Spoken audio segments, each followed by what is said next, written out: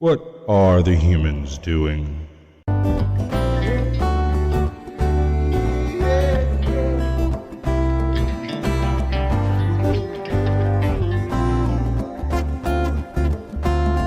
Do you think you're ready? Can you handle the truth? Or are you in denial and demanding more proof? They demonstrate in real time how they're spinning you lies, but no one pays attention, no one opens their eyes. They walk around like zombies with their head in the mobiles, signaling their virtues with a pick on their profile. Yeah.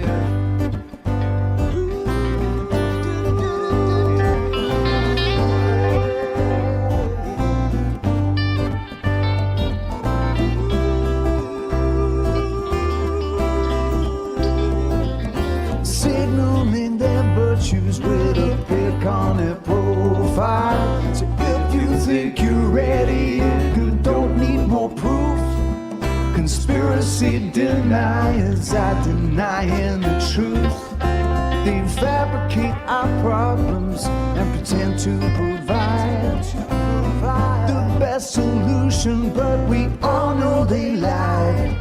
They lied about the weapons and they lied about health. They lied about the fact that they're transferring the wealth. You should really notice how they're pushing the fear.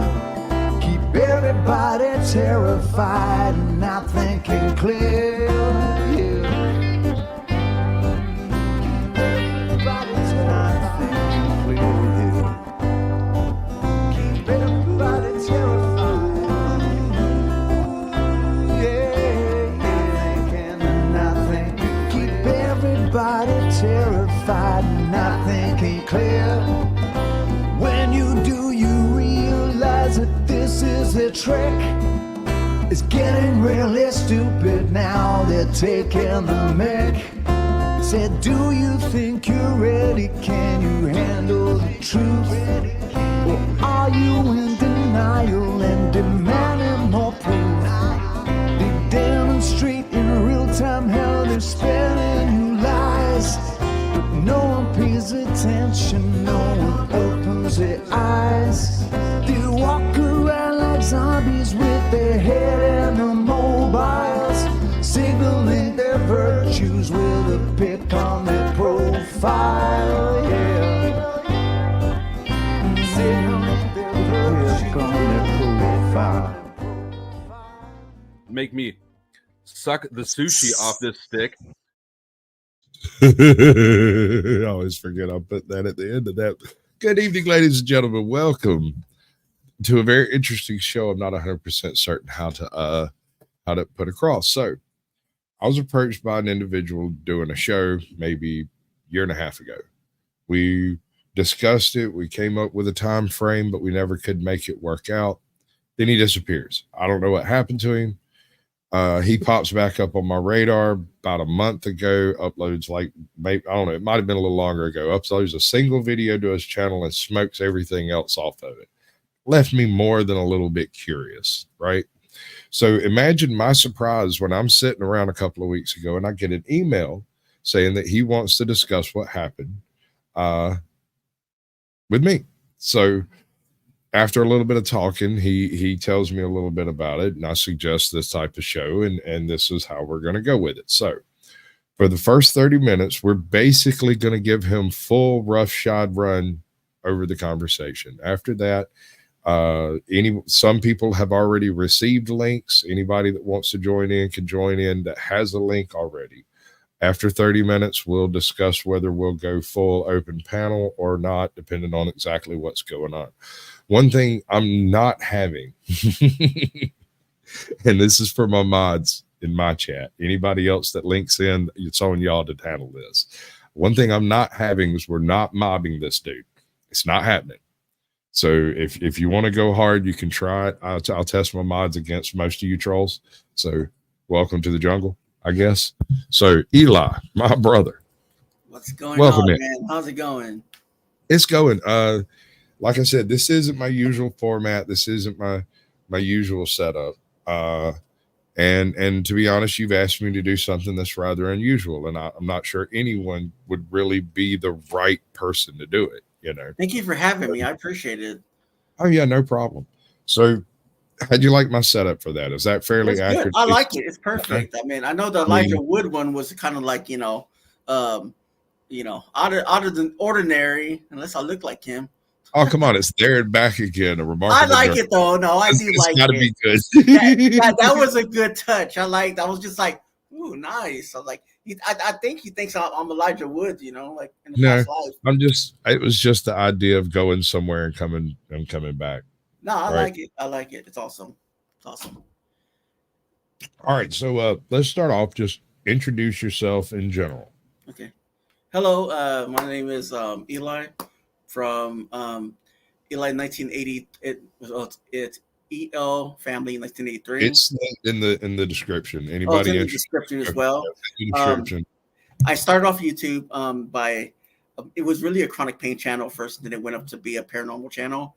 I interviewed paranormal investigators. Well, I had two different channels. One kind of got like messed up when I got sick and stuff, and I couldn't remember the password, and had to start a new one by interviewing paranormal investigators.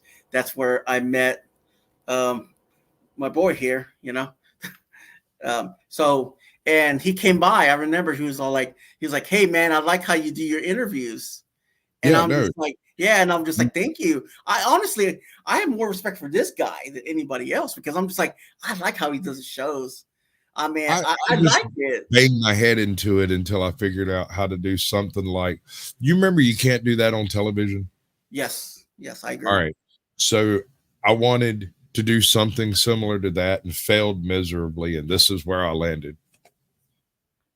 Yeah, that's good. I like it. I like your topics. I like the people that you have on your channel and stuff like that.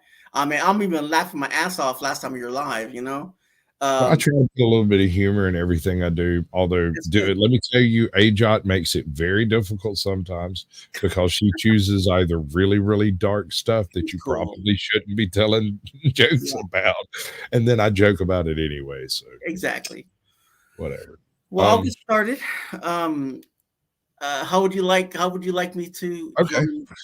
Let's start with a couple of light questions. Let's begin some very surface stuff. Okay. So you're doing your YouTube stuff. You're basically handling your channel, handling your life, handling your family, handling everything that goes into being a normal adult. Mm-hmm. And then you died. It was April. It was April 2021. Honestly, it's kind of weird to just remember just like this. Like me and my fiance were gonna think about going out to San Marcos for a river walk. Want to just get away. For a couple of days. And so like it happened in that week. It happened that week span. The week of that whole week, long week of sickness. So I got home. At that time I was in with my mom, my sister, and her kids. They got sick, came down with COVID. I got home. They said, well, you might need to tell your fiance that you're sick. So I got on the phone. I said, oh man, they're like, well, you need to quarantine yourself. So then I thought, okay, I have my own room. I get to quarantine myself. My daughter did too. So I stood away from them, and I told my fiance, I was like, we might have to kind of reschedule that. I was bummed out. I had ordered the room over there and everything else for 2 days. And so long story short, I got sick. At first it was the flu. I thought, you know what, I can knock that out. My sister was just like, they were getting better. It was like 4 days into it. And I was getting really, really, really sick. Fevers. And so my sister goes, hey, here goes some cold medicine. It will knock it out. That's what I used. It was this blue kind of like medicine. I can't remember what's it called. So I started using that and everything else. And I got sick. I got sick by handling the bottle that she gave me. So I got sick. And then all of a sudden, like I started like coughing, couldn't breathe. And I thought, okay, I can knock it out. I felt like it was getting better. Well, I'll tell you guys this. I can't really sound if you want me to say it, how I got sick. Is that okay if I tell them by what? What was it? It was COVID. Okay.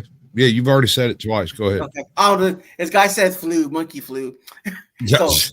That's all. Just like I told him to be nice too. Like okay. he's go. See, I got this thing that I do with chat. Whenever somebody drops a real good troll line, I give them a participation. Okay. trophy. I just didn't think he heard me, so man, my bad. I'm not giving I out wasn't reading it right. participation trophies until Okay. halfway through the show. Okay, so don't try. So it was fever and it went into cough, and I thought, okay, I can knock this out. At first, I was getting better. Okay, I thought, you know what? I'm the kind of guy where I could get better fast with flus. I thought maybe this is nothing. Maybe it was just a fluke. Because back then, I thought it was a lie, really, to be honest. COVID, I thought it was a lie. So all of a sudden, I start getting sick. Day COVID 5. is very real. Yes. I have my own COVID tale that it almost killed me. Yeah. If it hadn't been for my dog knocking me out of the chair, I wouldn't be here today. Yeah. So I'm glad you're here. Thank you for having me here too. And I'm glad you can maybe share that story too. But thank you. Thank you for, I'm glad that God has us here. I appreciate you coming through because when you stopped uploading, because you were uploading very regularly, it was like every other day or sometimes twice a day. And it was I actually was sick during videos COVID. and stuff. And then all of a sudden, poof, it just stopped. Yes. I was like, well, darn. That's the last one I did was I was interviewing somebody, and I'm not gonna say his channel, but I told him I wish I knew how it feels to die. So then the next 2 days I got sick, and like my sister calls me. My sister knocked at the door. She goes. She always makes her famous chorizo con egg, right? I don't like it. It's nasty. Hers is nasty, by the way. I'm just saying, okay? Okay, no disclosures, or So anyways, so she opens the door. She goes, damn. She goes, your lips are turning blue. And I said, what? I was like, I couldn't breathe. I couldn't hurt because I normally have chronic pain all over my body and everything. So then I got up. Luckily, my mom had a wooden Chester cabinet there that she puts clothes in and stuff like that in the hallway. Right. So I was holding on to that to walk. My sister put a chair. She opened the door, and I was talking to the ambulance people. They were like, "Hey," they're like, it's okay, stay calm." I was like, and then I couldn't even get a breath in. So I was sitting there, and I was about to go. I was about to just faint. This tall black male came, like a paramedic, and the short woman, she goes, "Hey, big fella, I'll catch you." And I'm like, "No, I'm a big guy," because I lost a lot of weight during COVID, and I kind of laughed at that. I was just like, I had to laugh at that. So, and so she caught me. I almost fainted. I was like, "Damn, girl, damn, you could pick a 300-pound guy up like that." I was like, "Damn." So then she laid me down, and that's it. All I know, they were just wheeling me out. I remember the ambulance. I remember the windows they have, with all the equipment in there and everything. They first put a mask on. They put a little old mask over the nose like that. Yeah. But whatever. So that wouldn't work. So all of a sudden they get this little big old thing where they're putting air, like that in your mouth. And all I remember is holding the phone. I was going to call my fiance that I'm going to go to the hospital. All I remember, it turned dark. I remember I was in this void. You said before when I was discussing how to set this up that you didn't see a light at the end of the tunnel. No, I did not. Not this kind of light up here. No, there was no clearing at the end of the path. It wasn't a great meeting of minds or nothing. Just nothing. Vanished at the end of the movie. Just it was like a whirlwind. It was like, and you hear, forgive me, but in your name I did this for you. And you could see the sins they did. You could see like kids that committed murder, and you could see like different kind of people that did right by God, but they didn't do right by God. They were just like sinners. They were stuck in darkness. And all of a sudden I landed on the hospital. Hold up, bro. Are you telling me you took a step into hell? Yes. Oh, that's terrifying. And that's all. So all of the questions that I've gotten probably aren't going to freaking apply because, I was kind of hoping you went elsewhere, bro. Well, I did. I didn't actually go to hell, but I seen things. Okay, during my visions, that will question it that I was in hell. Okay, So, Right. Well, I mean, a glimpse is a glimpse. If you a see glimpse is a beyond the glimpse. veil, you have to take it seriously. At least you do. We can Yeah, laugh yeah. and Or I mean, I'm not gonna not say that. I'm not gonna say I seen fire and brimstone. You know what I mean? I'm not Dalai Lama. I'm not. You know, I'm not one of those. What do you call those guys that is acting like, hey, come follow me. You know what I mean? Those kind of people. I You know? call him Evangelicus, Yeah, baby. yeah. Yes, sir. Yeah, exactly. Okay, so I landed on the I landed on the hospital floor, right? And I'm balled up, right? So, but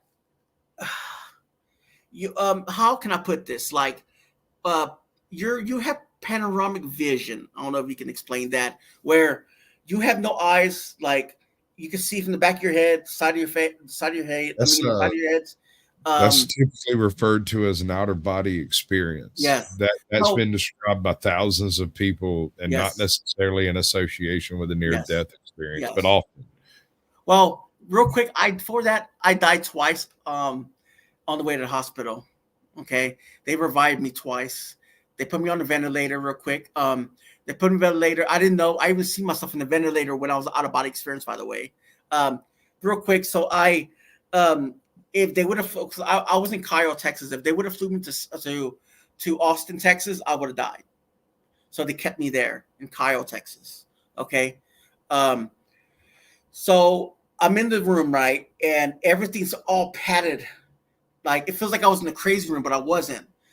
My hand, my hands, sorry, my hands were over my head, and I hear this voice, demonic voice. No one loves you. No one cares. But the voice was like 10 times, like 4 voices in one voice. And they were just like, no one loves you. No one's not gonna care about you. You're stuck with me. Like you died in your sin. And they were just like going at me constantly. So they all of a sudden, like, they show me, they show my body. I'm in the bed, right? And this guy, this nurse was trying to make me talk, but I couldn't. They're like, okay, buddy, but if you can you hear me? Are you okay? What we're gonna do? He explained this to me. We're going to put this thing in your throat, and it's gonna make you talk. It's gonna heal you. So then all of a sudden, like that demonic voice left. Okay. But it was there, but it wasn't. But God was there. I could feel this. I could feel this. I could feel this energy there was telling me, okay, people there was 4 people that died in that hospital, or maybe more later. I'm gonna tell you about these 3 people. They died in that hospital. I don't know about what, but there was this cleaner. He says, when you wake up, don't trust him. This cleaner, he was a pedophile, and he did some bad things, so that's why he died here. And they showed these other nurses like going up to me, and they said they're not really here. They're just part of what I show you. They died in that hospital. So then all of a sudden it transformed me to it's all I heard was like a come here, like God was telling me come here every single time. Hold on, man. I got to do a joke Okay. right quick. Okay. So God told you to get over here, and you were there. Yeah. Well, it was more like a silent voice. You know what I mean? But it was telepathy. It wasn't like word. So he took me. My hospital room changed to a kind of like a garage. In this garage, there was sofa. There was a mesh where there was like a garage door. There was still nurses going back and forth. I was on the hospital floor. Wires over my face. The bed was broken down and everything. There was always, I remember feeling there was a dog breathing on my leg. Oh, did someone have a question? So it's true. All dogs do go to heaven. Yeah. That was going to be one of my questions. Well, Thank you. honestly, they do. They actually do. They go to heaven. I think so. Honestly, it's just a knowing of I yes. think so too, especially the goodest boys. Yes. So I remember getting up. Thomas Christian Boss. Yeah. I remember getting. That's got to be the best name I've seen tonight, by the way. That's pretty good one. Gentleman Youth Thomas Christian Boss. That's nice. Wow. Christian blesses. All right, go ahead. I'm sorry. Oh no, you're good. I like the name. So I remember getting up from my body, and I was still laying there. And I remember I sat on some washer and dryers. It's kind of weird, but I remember seeing. I felt a lot more people there, but there wasn't. There were probably the nurses. I don't know. So I remember the nurse saying, "Okay, I'm gonna fix you up. You have a ventilator in you, but you have this thing where I can suck out all your germs out of your system." How did I know this? I was on a ventilator. I don't know. I was still in the ventilator. I was at 10% chance of life right now. I was on the ventilator for a month. Okay. And I didn't know this. It felt like I was eternity there. So something starts mocking me on the TV television set. He goes, and he interrupts this lady that's on the news and says, he's never going to wake up. You know, he's a liar. So, it transfers. All right, hold on. You did say you're going to be writing a book, right? Yes, I am. This is gonna be great. Yeah. Gonna be awesome. I can't wait. I'm excited. I got a hold of an author, and she's a really wonderful lady. I'm not gonna say her name. And so yeah, I don't mind if you plug yourself, dude. Yeah. I'm not doing a usual Sasquatch shills. If I was doing a usual Sasquatch shills, I would insist on it. But you can if you want to. Okay. But go ahead. I will at the end. I will at the end. So it transforms me to a dance hall. Okay. Remember, you don't even know where you're going. I think that I was in purgatory. Okay. I was just going to one place to another. Okay. It was just messing with my head. I'm in this dance hall. To me, it feels like I threw my braces, like leg braces, on a stage. And I was there. The bed was broken down. Nothing was working. And this female, she had curly hair, glasses. She goes, "Oh my God, you made it. You know, everybody loves you here. You know, can't you feel the love radiating off? You can feel that love.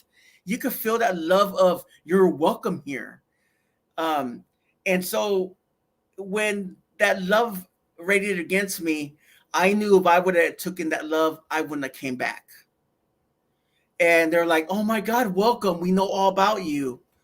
And God pointed me to this female. She was messing around with her boyfriend outside the car instead of trying to work on me, you know, make me better.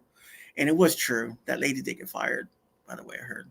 So anyways, so in real life. So I seen all this happen. I seen doctors coming in. I seen this Asian girl jumping on me, you know, just tearing out my lungs and says, "Hold still. I got it through this."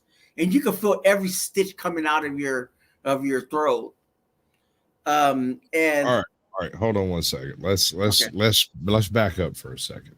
Okay. So the typical process of being admitted into the hospital with difficulty breathing involves them forcing air into your lungs, followed by an attempted laparoscopy type doohickey where they shove stuff down your throat into your lungs. If that fails, they then do the bypass tracheotomy, and from that point on, any of the demonology that you experienced may very well have been the doctors themselves performing these heinous rituals upon you. Yeah, well, you never know. You never know. I mean, I'm not belittling the experience. No. The description of an Asian woman tearing your lungs out is not that far removed from receiving a tracheotomy. Yeah. And to be honest, I seen all these nurses when I woke up. I seen all these people. You know, it's kind of weird. Out of body experiences, you know. I'm there, I'm laying there, and I see all these nurses going, you know, I always see this one typical nurse that's always at the window just taking care of me going in, you know.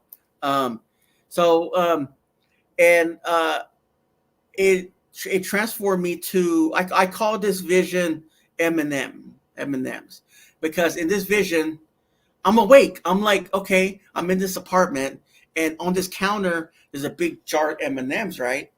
So I see the stove, I see everything. I see the counter, I see everything. I seen upstairs, I seen a garage opening up, and then all of a sudden, this female goes in front of me, crying. She's a cop. She goes, "How dare you?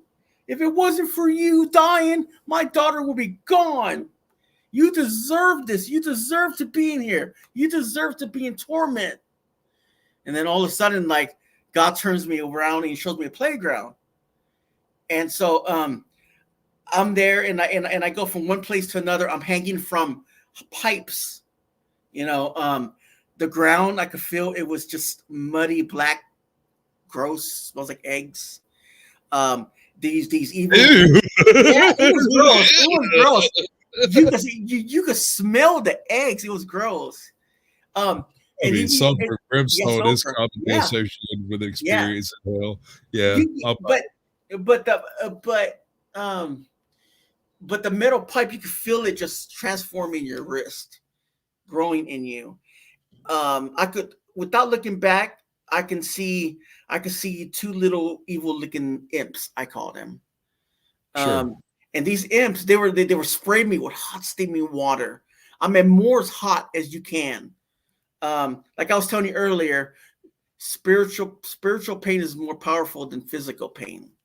Accurate. Like the pain there, it lasts all your life. So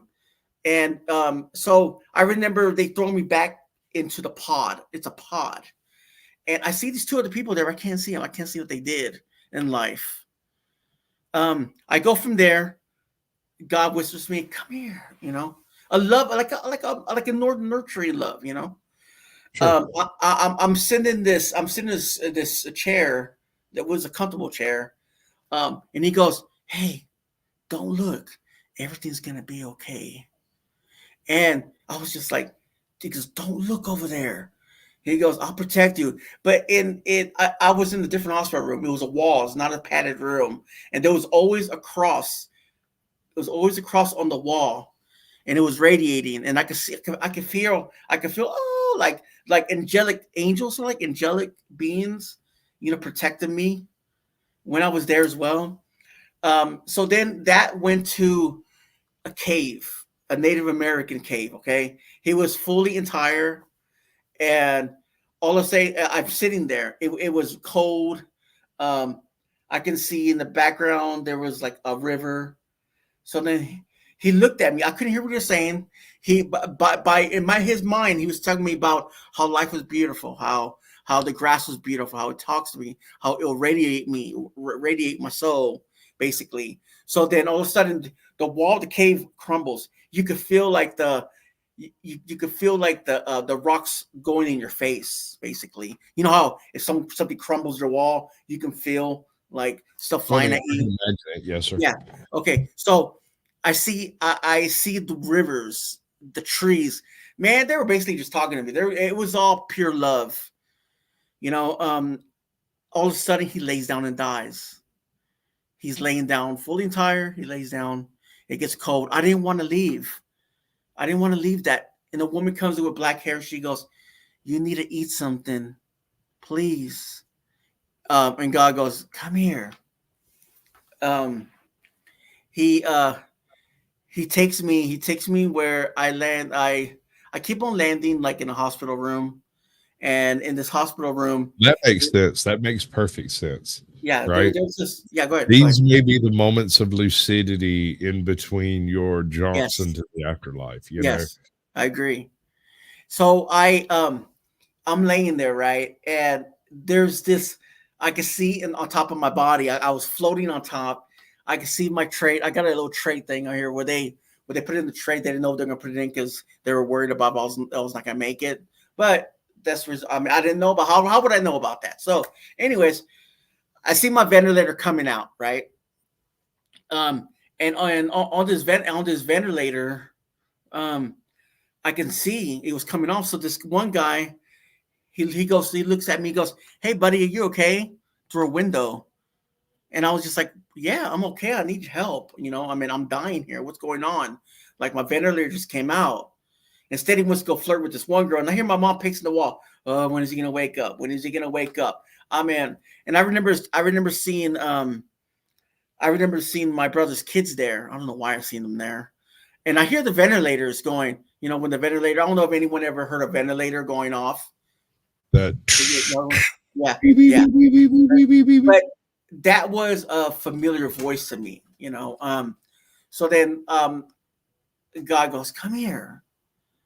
I'm ice fishing. I'm with my fiance's family. I didn't know that then. They were welcoming me. They're like, "Hey, come here, buddy. You know, let me tell you about life. Let me tell you about this beautiful golden fish we got. They were really loving and caring. All of a sudden, they put their heads down like that. God goes, come here. You know, basically. Um, in I'm in this truck, okay? In this truck, um, um, I'm somebody else. Some people say it's past life experiences, but I don't think so. But you can smell the car, you can smell the rubber, you can smell That's everything. one point that was brought up in the chat. Oh, go ahead. I'm sorry. Go ahead. Pause. I'll pause. Most people are saying that they can't smell during their dreams, and so that lends credence to it not being a dream. No, it's not a dream. It's not a dream. It's still a memory to now this day. I think about it every day. Now Right. in this car, I mean, you're sitting in a car.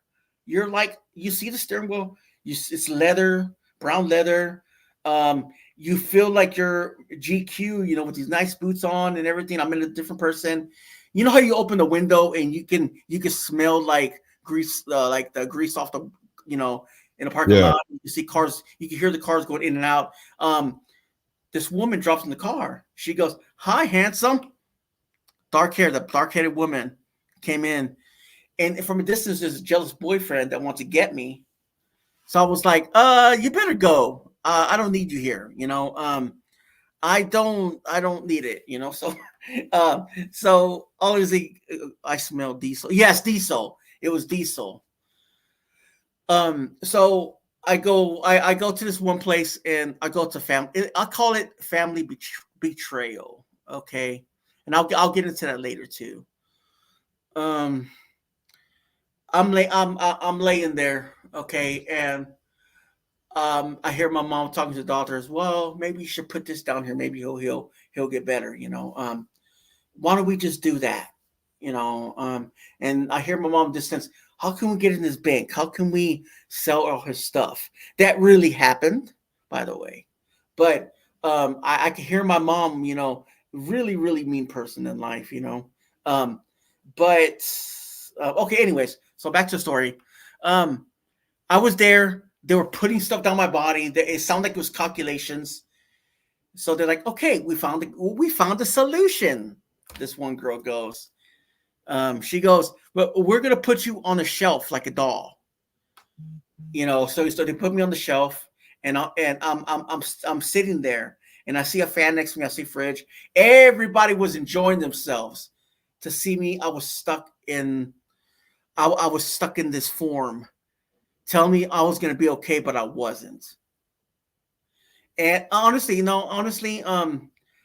that was like horrifying for me because I felt like in life, if my mother would need me when I was a kid, she would just take me off the shelf when she needs me, put me back. But to me, that was horrible. I was left alone. It was terrible. It was crying. I to now these days, I think about it and I'm thinking, I can't even cry anymore when I have my nightmares about this. Okay,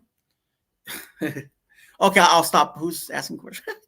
I'm sorry. I was just looking at my analytics over here, and Yeah. I don't know if it's because I'm under a strike, like Yeah. probation thing or what. Yeah. But my analytics are no longer showing me anything from like the first few hours. It says this live stream that I'm currently in has Yeah. been up for 4 days. Wow. Probably because I scheduled it 4 days ago. Right? Probably. That's weird. That is weird. That is useless. That is absolutely useless. That is weird. Honestly, So, like what I'm doing is trying to find some useful metric that I can look at to kind of see how it's going currently. Does that make sense? And yes, 7 days ain't going to get it, man. I got to find something better than that. yes. It's kind of Anyway. weird how that happens because every experience I share, the internet messes up on the people, or they get kicked out, or I get kicked out, and yeah. So you mentioned before something about nails. Okay, I was gonna get onto that one. So from there it goes. I could go from there to there. Okay, I was stuck in this van. It still creeps me out every time I see a white van. It really does. I'm in a white van. I wake up. I didn't wake up. I'm there. I'm just like there. Like I got no choice where I go in this situation. Okay. Right. So I'm there and I got a foot. I got a like a thick nail in my foot, right? And I'm just like, oh man, I'm that it's painful, 10 times painful, and I see a mansion on the other side. They're laughing, having a good time at my own expense. Now let's talk about that. I mean, that was that kind of ended there, and they rescued me or whatever. But we were talking about, is that mean what does that mean? That was God dying for a sin on the cross, and then I really wake up. Like I said backstage, the connotations of a nail in the foot has a lot of really old esoterica attached to it. If you go back to pre-Christian era Western Europe, you come into the realm of a lot of cobblers or shoemakers would include a single nail that actually penetrated the sole of the shoe. They would essentially sacrifice waterproofing in order to, quote unquote, keep evil spirits from following them. Oh, wow. Later in the medieval period, this turned into having a literal cross of hobnails hammered into the heel of the boot. Oh, wow. There were a few people that did that. And even later, like you said, it kind of has connotations involving the crucifixion as well. So in my research as far as nails in foot, it's an implication as far as dreaming of stopping a person from traveling by force, right? So maybe not so much literally stopping you from doing it, but making you choose not to do it because the pain is so much. Yeah. Because that's kind of weird to have it stuck into your foot and not sticking out of the shoe. Yeah. That's weird. That I mean, that I don't know, man. It could mean anything. I mean, I kind of like your idea on the way you think about that. I mean, I just take into account really, really old mythologies when I look at things that are inexplicable in the normal course of events. Like you can't weigh it, measure it, or see it, touch it, wiggle it around and jiggle it like Jello. If it don't wiggle when you eat it, how do you quantify it?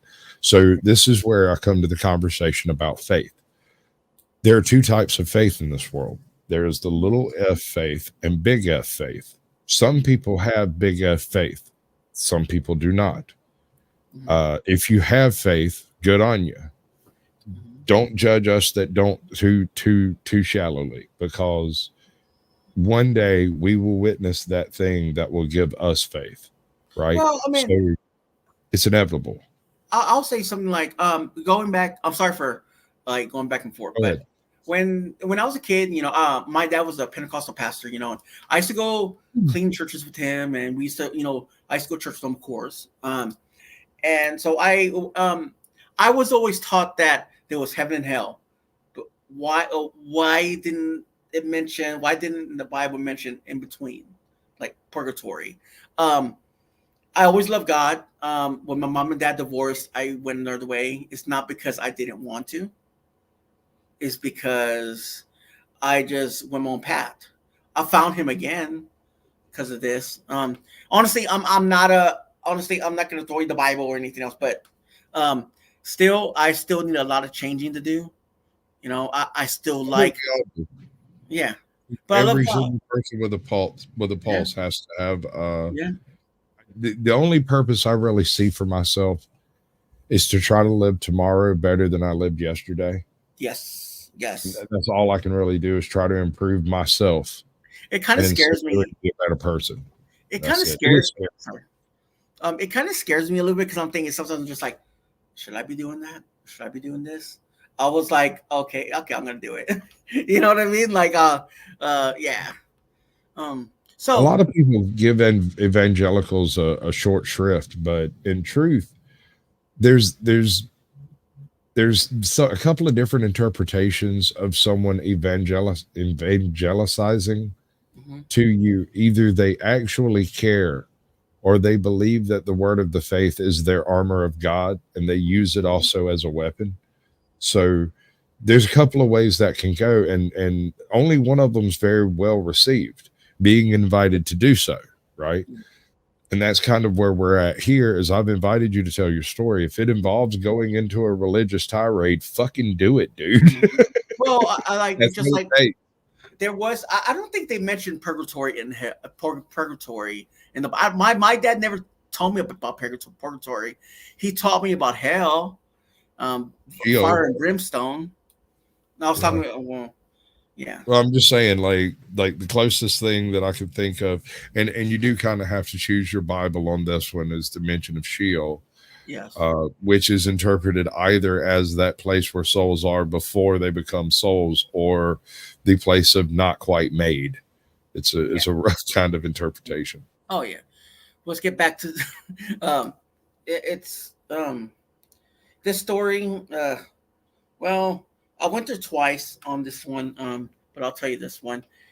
I landed on the bed. Okay, it was just I just woke up and I could see like a circle going in a circle, like it looked like there was like Wheels within wheels. yeah, wheels like that, and there was it's silly what I'm gonna say, but No, sort of wheels knickknacks. within wheels work. That's been used. It's sort of like it's sort of like knickknacks going in there, and I think there were souls. I don't know. So, anyways, so these two nurses came in, and they said, "Mr. Alonzo." Well, I'll just say my name. I don't care. Mr. Alonzo is my last name.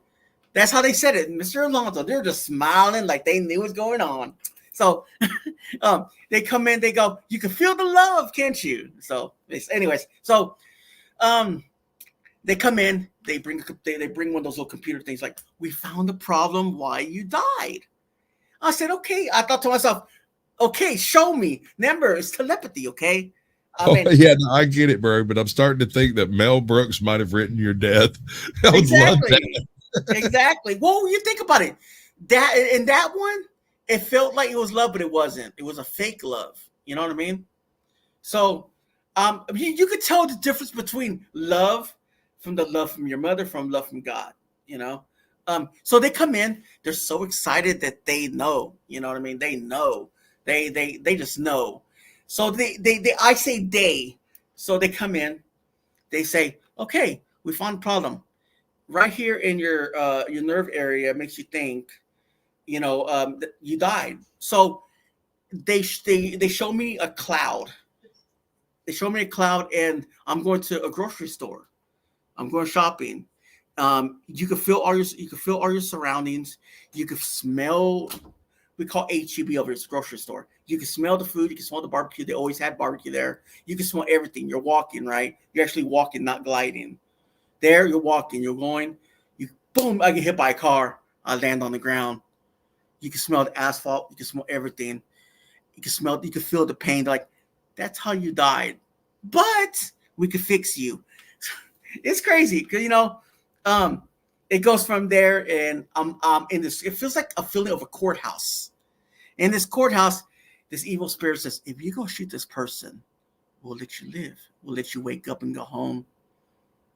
So I was just like, very conniving little fucks, dude. I'm not lying. Sorry for cussing. Conniving little evil fucks. I mean, they want you to do it. I mean, and you're like, you'll do anything to wake up from this nightmare. You know? So then I might have started splitting caps and splitting wigs myself. Yeah. I mean, these cops come in, they say, okay, you're going home. And they laugh at me. They go, you ain't coming home. You ain't going home. You're a pathetic piece of shit. You ain't going home. They drag me. They throw me in this big old dumpster. I'm tied up. I can't move. Everybody, I wake up in this train station. I'm in this train station. Everybody's just laughing at me, and I can't move. And I was like, someone help me. I can't move. But in reality, you're tied down, because if let's say you wake up, you take out your ventilator, you die. Basically. Right. You're tied down. So, that goes. I could go on to other stuff, but I'm not gonna go on about it because it kind of freaks me. Okay, so I'm in this elevator. Okay, they're beating on my fiance. They're hurting my fiance. Right? I started beating them up to leave her alone. All of a sudden, I'm in this freezer. You know where you go to the freezer and there's like animal carcasses that they're gonna take apart the meat, like and everything. slaughterhouse. Yeah, slaughterhouses. Like meat packing or whatever. Yes. Yeah, So okay. I'm gliding ahead. I can't stop it. I can't stop the force from gliding to this thing, I call it. He's sharpening his knife. So he goes, "Are you ready to die?" Well, I mean, with the voice is just evil. "Are you ready to die?" He had no skin on, horns. He goes, "Are you ready to die?" The teeth were so sharp. It was all teeth. "Are you ready to die?" And I said, "No." So God goes, "Come here." I land at my brother's friend's place. It's kind of weird how I could feel it was my brother's friend's place. I'd never been there. They were having a barbecue. No one was around, okay? I could see the furniture. I could see the picture. I could see the friend's picture of the family and everything. I could tell you about that later. I kind of met their family. And I actually went over their house and I could tell them what was there and what they were cooking that day. So anyways, so I remember it was on a Saturday or Friday. They used to drink a lot. Okay. So I was there and everything. And I was gliding, by the way. I was getting pushed. It's gliding. I couldn't stop nothing. Okay. So then all of a sudden I passed the kitchen. There's this guy with black robe, right? And he points down at me. He opens the bag. I see my ventilator, this dark bag. And he goes, "Would you like to know more?" Like that. That Can I right make there. Can I That make a right joke? there. I still have nightmares about the fucking damn I, thing, you I know? do. That's why I'm asking if I can make a joke about that one. Go ahead, man. Go ahead. This is death. Would you like to know more? Hey, unless there's pizza, I'm good. You know what I mean? Like, shit, sorry, God, but yeah. Yeah, it's crazy. Welcome to the dark side. We have cookies. Yeah. We have cookies. Can you make it Dr. Pepper too, by the way? Oh yeah, if it's my dark side, there's definitely going to be Dr. Pepper. No doubt. Yeah, hell yeah. Well, you know, okay, I'll tell you this one. I'm on this thing with Rose. I can't, you know when you go into a hotel, when you go to a hotel and you put your suitcases on there and everything. Yeah, like, conveyor. Okay, they put me on there, right? And they were just stacking stuff on me. I was crying. God, for a glass of water. I swear, I was dry. I was thirsty. I mean, I was begging God to wake me up. I was like, "God, I want some water." You know, He didn't hear me. I was crying. And they were just stacking like trash on top of me, basically, you know, like saying that I was worthless piece of shit and I didn't deserve to live, basically. So then they take off everything. Standing on this tree stump, but there was a lot of people in this tree stump, right? And they were communicating on this computer, right? And in this computer, people were just like, "Hey, blah, blah, blah," talking to family members. So this maintenance guy comes down and goes, "Son, you cannot communicate with nobody yet. I'm sorry, you can't." And then of course, God goes, "Come here," sends me. He takes me. I'm laying strapped in bed, right? And there's this helicopter circling around the building, Apache helicopter. I can see it through everything. I can see it. And I was like, "I need help. And I can't talk. Everybody was running to for their lives, you know, and I couldn't move.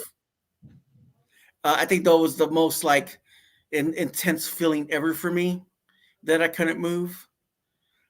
And I think it was pretty scary for me on that one. It was just they meant to torment me, but they couldn't. If you know what I mean, they couldn't. How long were you in the hospital totally? Well, I was on a ventilator for a month, and I was in rehab for 2 months. Right. That was hell. Yeah. Let They don't. me tell you my COVID experience. Okay. If you don't mind. Yeah, go ahead. So give me a break. We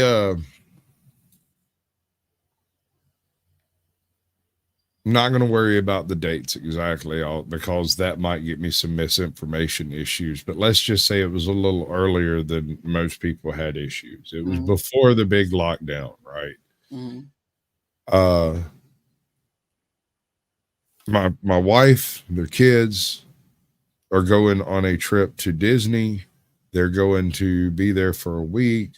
and I got a little sniffle, like I feel like I'm gonna sneeze. It's Yeah. nothing wet, it's just a little sniffle, no problem. They leave, they're gone for a couple of days, and over that couple of days, it goes from a little tickle in my nose to having two furry rabbits in my lungs. I mean, I sounded worse than Darth Vader. Yeah. It was wildly difficult to breathe. And I'd been playing a lot of Red Dead at the time, and so that's basically what I did was sit there on the recliner in there and play Red Dead, go to the bathroom, come back and play Red Dead, and basically just try to breathe. Mm-hmm. At one point in time, I remember getting off the game and I set it down and I kind of felt foggy, so I got up and went and took a shower. Mm-hmm. And when I got out of the shower, I've got to walk the dogs and I've got a few other things I need to do, but I think I'm gonna take a nap after that. And I sat down in that recliner and fell asleep. Oh wow. I wake up what feels like a few minutes later with the dog. One of my puppies had jumped on my chest and it had tipped me over and literally flipped me completely out of the chair. Like I ended up laying on my face behind the chair and I sat up. Both dogs are going ape shit. There are two piles of dog poop next to the back door. And I noticed this like immediately, and I can't breathe. Every time I breathe in, it sounds like bubbles. It's like a bong. Yeah. And when I breathe out, it feels kind of like spikes in my lungs. It was really, really wild. I can't explain that. But I feel greasy.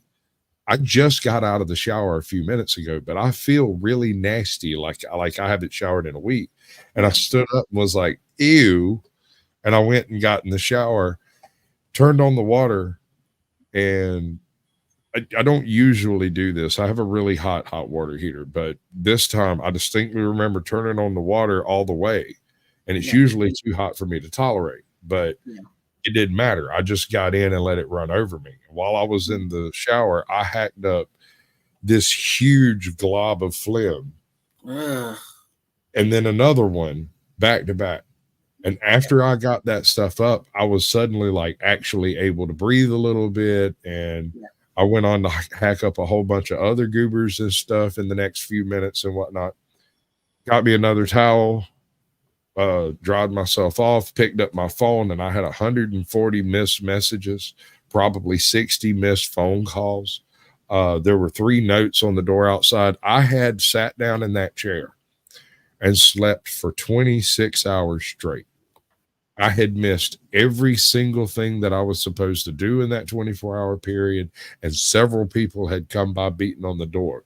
When I called my pops, because he was one of them that left a note, when I called my pops, he told me that he had been by twice and that he was fixing to call the sheriff to come do a welfare check on me because he thought I was dead. Because he knew I was there because the dogs were in there. And he had rung the doorbell and knocked on the door and raised a general ruckus. And I'm a very light sleeper, so it should have awakened me. It did not. So over the next week, 2 things happened. One, I lost the ability to smell completely for some amount of time. I'm not really sure when that came back. And honestly, I can't smell it all no more sometimes. After the hacking up all the lung stuff, I ended up with a distinct fluid retention in my left lung that has been there ever since. Oh, okay. Right. So like I hack up a goober every 3 days or whatever. I'm unsure. So it's sort of like a scarring in your lung, right? Sure. Yeah, that would be my guess. I haven't had. I didn't go to the hospital. But that's what they told me. It's scarring. If you still had the scarring, you would still do that. Like me, they told me I would always have a cough. Welcome in, bud. Okay, sorry. All right, we're fixing to go to the fully open. Okay. What just happened? Right. Well, I want to say one real quick before we do that, if you don't mind. This is gonna be pretty cool. I was a couple more, but anyway, so I landed in his bunker. It was they were 4 what do you call it? 4 Germans, okay, and they were on this old computer. There were like 4 of them. There's 2 on each side, okay. There's this female and this kid. They were on a pedestal, right? and they were doing something. I don't know what they're doing. You can see the windows, they were dirty. I think it was a bomb shelter. Okay. And this woman, she goes, "What are you doing here?" Like that, basically. "What are you doing here? You're not supposed to be here." But at the end, I don't know if you want me to keep on going, but I'll probably tell you what happened when I encounter Jesus and stuff like that at the end of the You show. can go for that. I mean, we've got 2 hours available. Okay. I don't have anybody backstage. Nobody showed up or clicked the link. Sometimes the links don't work, and I don't know why that is. I can't tell you. Okay. Go ahead. Okay. So I go to the next vision. There's this female, and then I think it's one female, and they were on old like the ones that the Nazis had. They were working, and in this garage there was this big old plexiglass, and there was this black male and a girl that looked like she was 12, and the guy was like 32. They kept on going back and forth, like walking back and forth, and they stopped, and I hear a voice saying, do you know why they're there? They died there, and when I come back, they will be judged. That's all I know. That's all the voice told me, is that. Okay. Like they were reliving their deaths. They did something in that. I got a couple of questions. A couple of questions, and I asked you. I pointed these out before. Sorry about that. I'm over here talking and chat and whatever. But go ahead. Go ahead. It's fine. So I had a guy ask me. He said to ask you, what color is Jesus's eyes? Well, honestly, like I mean that one is. I didn't see his eyes. Okay. All right. I felt so the next question, and I know these are silly questions, but they're not my questions. They're someone else's questions. Okay. Judge me if you wish. I don't judge anybody. What does God smell like? I don't know what he smells like. He might have deodorant. I don't know. I hope he has some musk on. I'm just saying. I don't know these guys. I'm just saying. I don't know if I'd believe you if you told me what God smelled like. No. What was the other one he asked? I know the chat had questions too. I was just running my mouth and. I'll scroll back through in a minute. I'm trying to remember this dude's third question. Videos? He asked 3 that it would have never have occurred to me. Okay, so what color are Jesus's eyes? What does God smell like? And did you have to fill out any forms before you got in the line? Well, maybe to resuscitate me, I guess. Okay, I'll buy that. Okay. I kind of feel like if heaven deals with so many souls that it must be something like a bureaucracy. Yeah. And the same may very well be true for hell, but the difference is like between going to a Goodwill versus going to the DMV. Yeah. Well, honestly, like I'll tell you this in a true way. Like I mean, like they you know how they say it's like when you die in your spiritual form. When you die, you know, if you're a mean person in life, you're gonna be a mean spirit in death. I'm not gonna say that your death is gonna be different, guys. I mean, I'm just telling you what I experienced. I'm just saying, you know. Right. Well, I mean, this is one of those things very much like ghost stories and alien abductions that you can only really discuss the experience, not the cause or other people's views of it. You know, it's not really objective. It's more of a subjective thing. Oh yeah, I agree. You know, that's why I'm giving so much leeway on the topic until there's a reason to establish some level of pushback. I don't see a point in telling somebody you're wrong because I disagree with you. I don't care if you believe differently than me. That's fine. If you didn't, it would be weird. Yeah, it would, because I mean, like a lot of people, like, you know, they try to put their input in something that they don't know. I can tell you I'm going to tell you this other one that came to mind. There's a little bit things that are going to be in my book that I'm not going to say that's really personal. Well, there's this You one. can't shoot the whole wad on a No, no, podcast with some asshole that calls himself Sasquatch. That yeah, makes no sense. yeah, Definitely keep the cherries for yourself. exactly. Um, I'm more trying to think about it now. Damn it.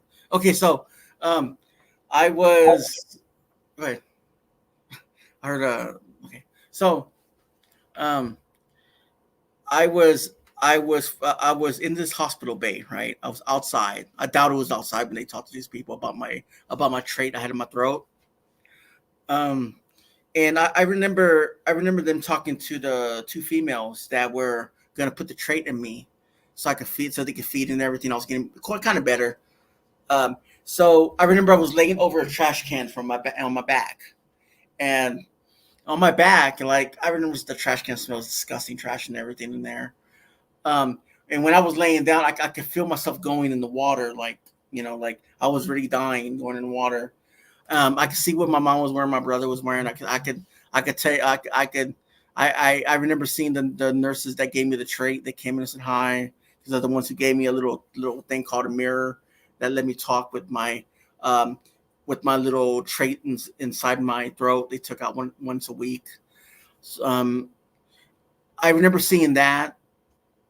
I remember a big hand just picking me up and lifting me up. And I was in this brown tunnel. I went back to the 1800s, and in the 1800s, they were digging up. They would have these little potato bags, right? And they were putting the dirt inside there. They were making bridges, right? A son and the mom and dad. And they looked at me. They said, "What are you doing here?" And a part of me feels like they died in their greed, and that's their afterlife. Is they're always going to be, stealing from the poor and giving to the rich, and that's the reason why they died there. And they said, "How about if I give you money, you get out of here?" And then I'm going through this big old dirt tunnel. It's crazy. Yeah, it's wild. It goes. It goes through. You Huh? can't very well expect an experience from beyond the physical realm to adhere to physical uh, rules and laws. I'm assuming that once we spring forth from our mortal coil, we are no longer bound by the laws of physics, and our experiences may be very different. Well, I could tell you this: like when you guys, when you leave, let's say you have this experience. Let's say you go for an anal exam and you die. I'm not saying. I'm just saying. So let's say you go to the doctor, right? And let's say you have an out of body experience, and when you die, you forget about your life. Your new life's going to be on the other side. You can hear your family members. You can know their pain. You can feel their sorrow. You can feel everything that they're feeling 10 times worse. That's happened to me. It's weird. I mean, if it wasn't my fiance calling my phone, I remember there was this. Show me some gang signs. Oh, that'll do. Okay. I'm sorry, I got somebody that joined us. Oh, okay. We got Isaac Mann. All right, check it out. All right. First, before we do that, I'm going to let this man explain who he is and what brought him up. You've got a near-death experience as well, don't you? Yes. All right. So here you go. Tell everybody who you are and then do your thing. What's up? I'm Isaac. I'm from Merced, California, and I'm a chiller. Just chill. Basically, I had a coma, near-death experience, outer body experience. And yeah, it wasn't even that long. It's just an experience. Okay. I mean, did you have what was the experience itself? Could you smell it, taste it, feel it? Did it feel like crushed velvet right with cocaine? I mean, like, what was it? It felt like a dream memory, but it was like the physics and the dynamic, or like the physics and my surroundings were matching this reality. But the memory is like it's faded into a different, like, subconscious memory of like spirit or something. So I was skateboarding hit my head in San Luis Obispo. A pretty like high level, a lot of speed, a lot of height, a lot of like adrenaline, and Yes. I fell about like 4 feet from my feet down, but from my head down, it was like 10 feet or so, you know. So I hit my heels, smacked the back of my head, and I instantly went to another reality, but it was the same reality, but in my head, I didn't know who I was. I didn't know when I was. I didn't know where I was or why or how. Yeah. I just knew that I was who I was. God was still real to me, but I was no longer existent.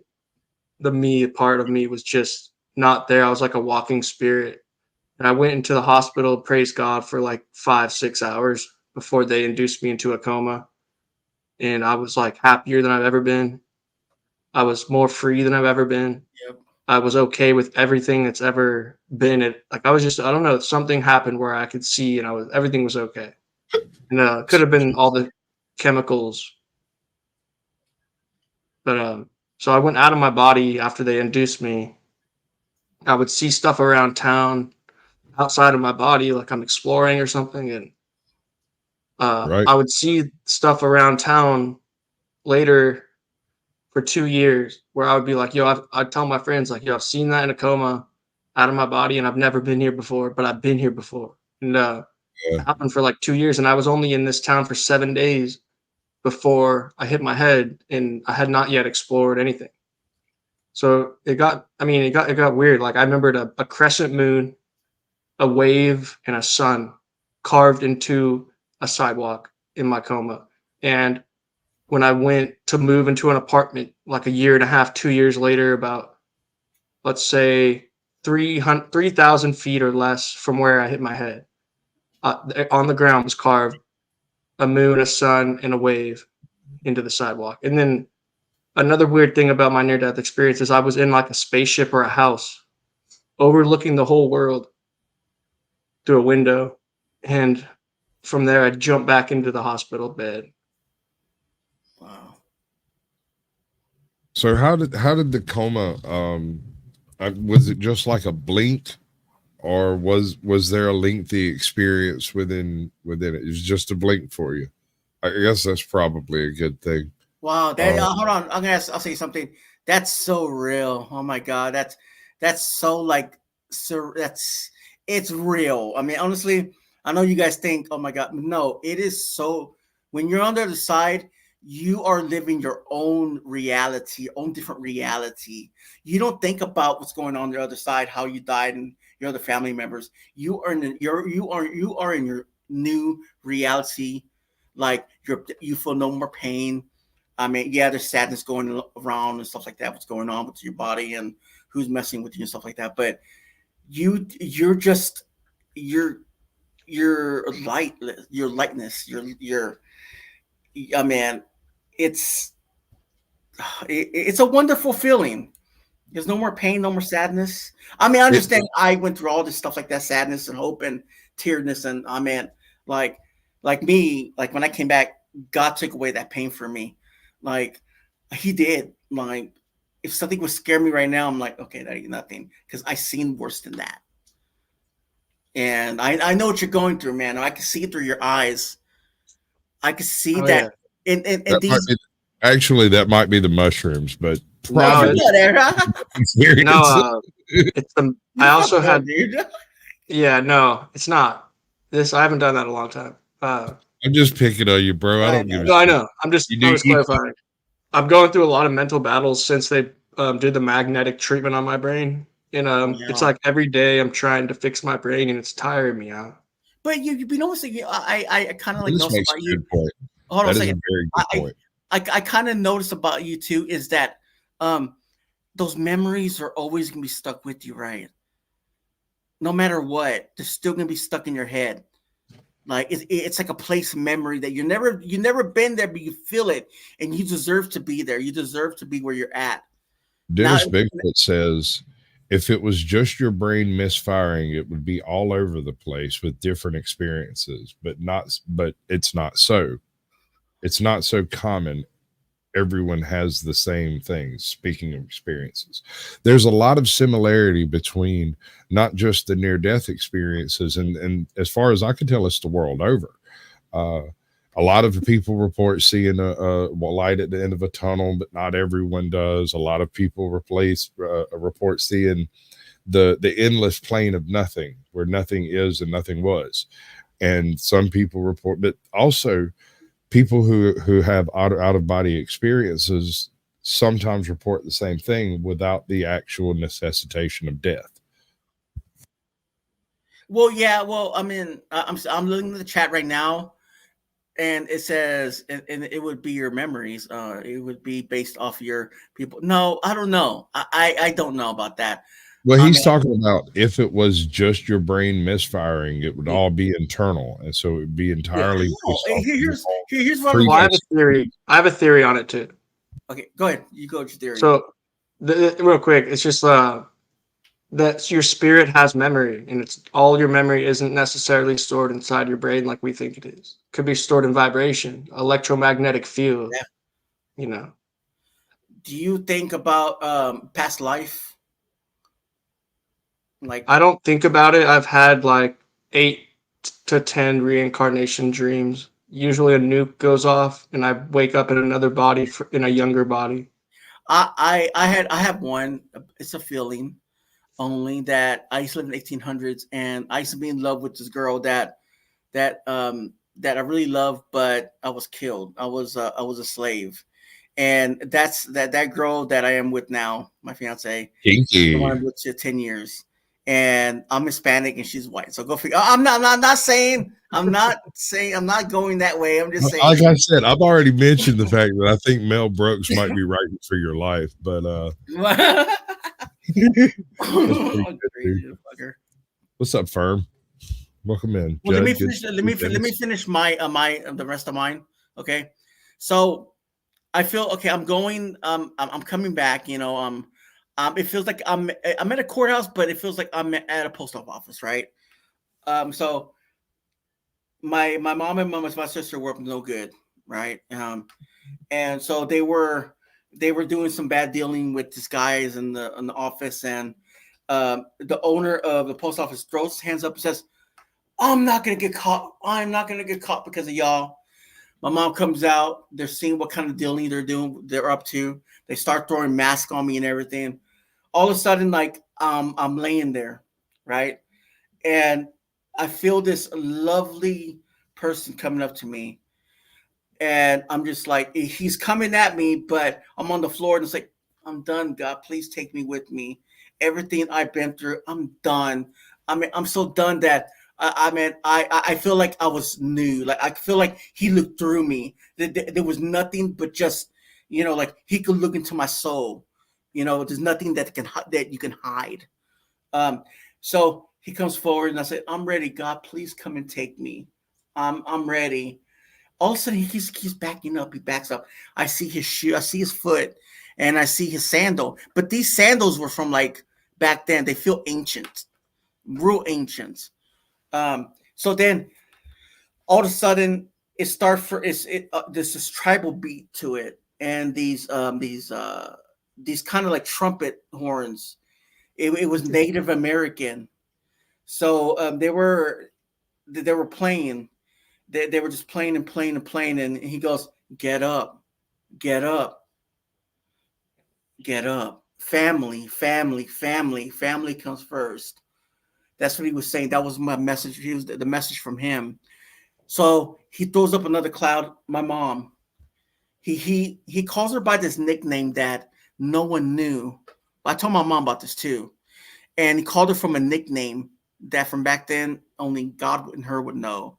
And he says, "Stop walking away from your son." Basically, telepathy though, mind you. And she does not listen. And she throws up another cloud. It's my uncle. They need to get together. They need to talk. There's always a fight between them in real life. God brings me back. I'm 5% of life off a ventilator for a whole month. They bring me back. They're amazed. Doctors are just like this. They're just like, how the hell this happened? and I'm breathing on my own, and it's a miracle, man. I couldn't lift my head at first. I couldn't lift my arm. And I'm walking around with one cane now. I mean, that's a blessing from God. I had a lot of kind of trip outs because I was on, what do you call that? When you're kind of like, what is that called? I had it written down. Hold on. It's something, you know how you just wake up out of like the medicine and stuff like that. When you're waking up and you're like still tripping out. I remember the lights. I think the electricity went out, but it didn't. And I remember I was already awake. I didn't want to see nothing scary. Someone had it on some scary show, and I was like, "Really? Come on!" I had a out of body experience myself Yeah. at one. I had a surgery done, and while I was under the gas or whatever it was they had me on, I for just a few minutes there, I could see myself laid out on the table. I could see the little Vietnamese chick running the gas thingy over there, but I couldn't see around they had the shroud up. They had my arm stuck out through a shroud and they were doing surgery on the arm. And where I was at floating around, because I wasn't a thing, I was just a perspective. I couldn't see what was going on. But I remember thinking for a moment that this should really freak me out. But at the same time, I wasn't actually freaking out. It just seemed like the most normal thing ever. But then I felt like I was being drugged away from my body, and I was like, "Whoa, that's not good. We can't do that." So I like kind of tried to get back in, and I woke up later really fucked up, like really fucked up. Damn, crazy. Well, I can finish my story real quick. I was in, I was Are you sure you want to? I'm just kidding. No, but no, I was laying in bed. Electricity went out, didn't go out, but whatever. And there was this little girl because I felt like I was alone. And this little girl said, "I'm here." And on the other side, the guy goes. It's like a squirmy looking guy on the floor. Oh, it's called fuck, what's it called, man? It sounds so bad. I can't remember what's it called. Anyway, so I'll think about the name. It was kind of like, delirium. That's what it's called, delirium. I was going through a delirium and I seen something crawl inside of my bed and said, "I know you see me," and I got freaked out. I was like, "What the hell?" No, I was just like, I'm going to see something else too, if you don't mind. My experience. I was the nurses around me. They're bitching about their about the husband's not bringing them food. They wanted Whataburger or whatever, and all of a sudden they had a Cold Blue or Cold 5 or whatever it was, and they're tackling some guy outside my room door. How can I say? I don't know. I must have left out of my room or whatever. They tackled him, right? And so they start putting chains on my doors. Yeah, man, it was creepy, man. I was just like, Must have been Halloween. It must have been. I'm joking. I'm just no, joking. I know that. I remember seeing all the nurses. Oh man, motherfuckers. So some of them I wanted to just kick their asses. I seen that one Japanese girl I was talking about, the Oriental girl. She walked in there, man, and she was supposed to help me turn around. You see your big nose, Dennis. All right, that's good. Yeah, enough. hold on. And I seen that she kind of got freaked out at me. She left. Okay, here we go. Apparently, when they put me on the gas, I got the warning. That's weird. It says you're muted, but you're still making noise. That is wild.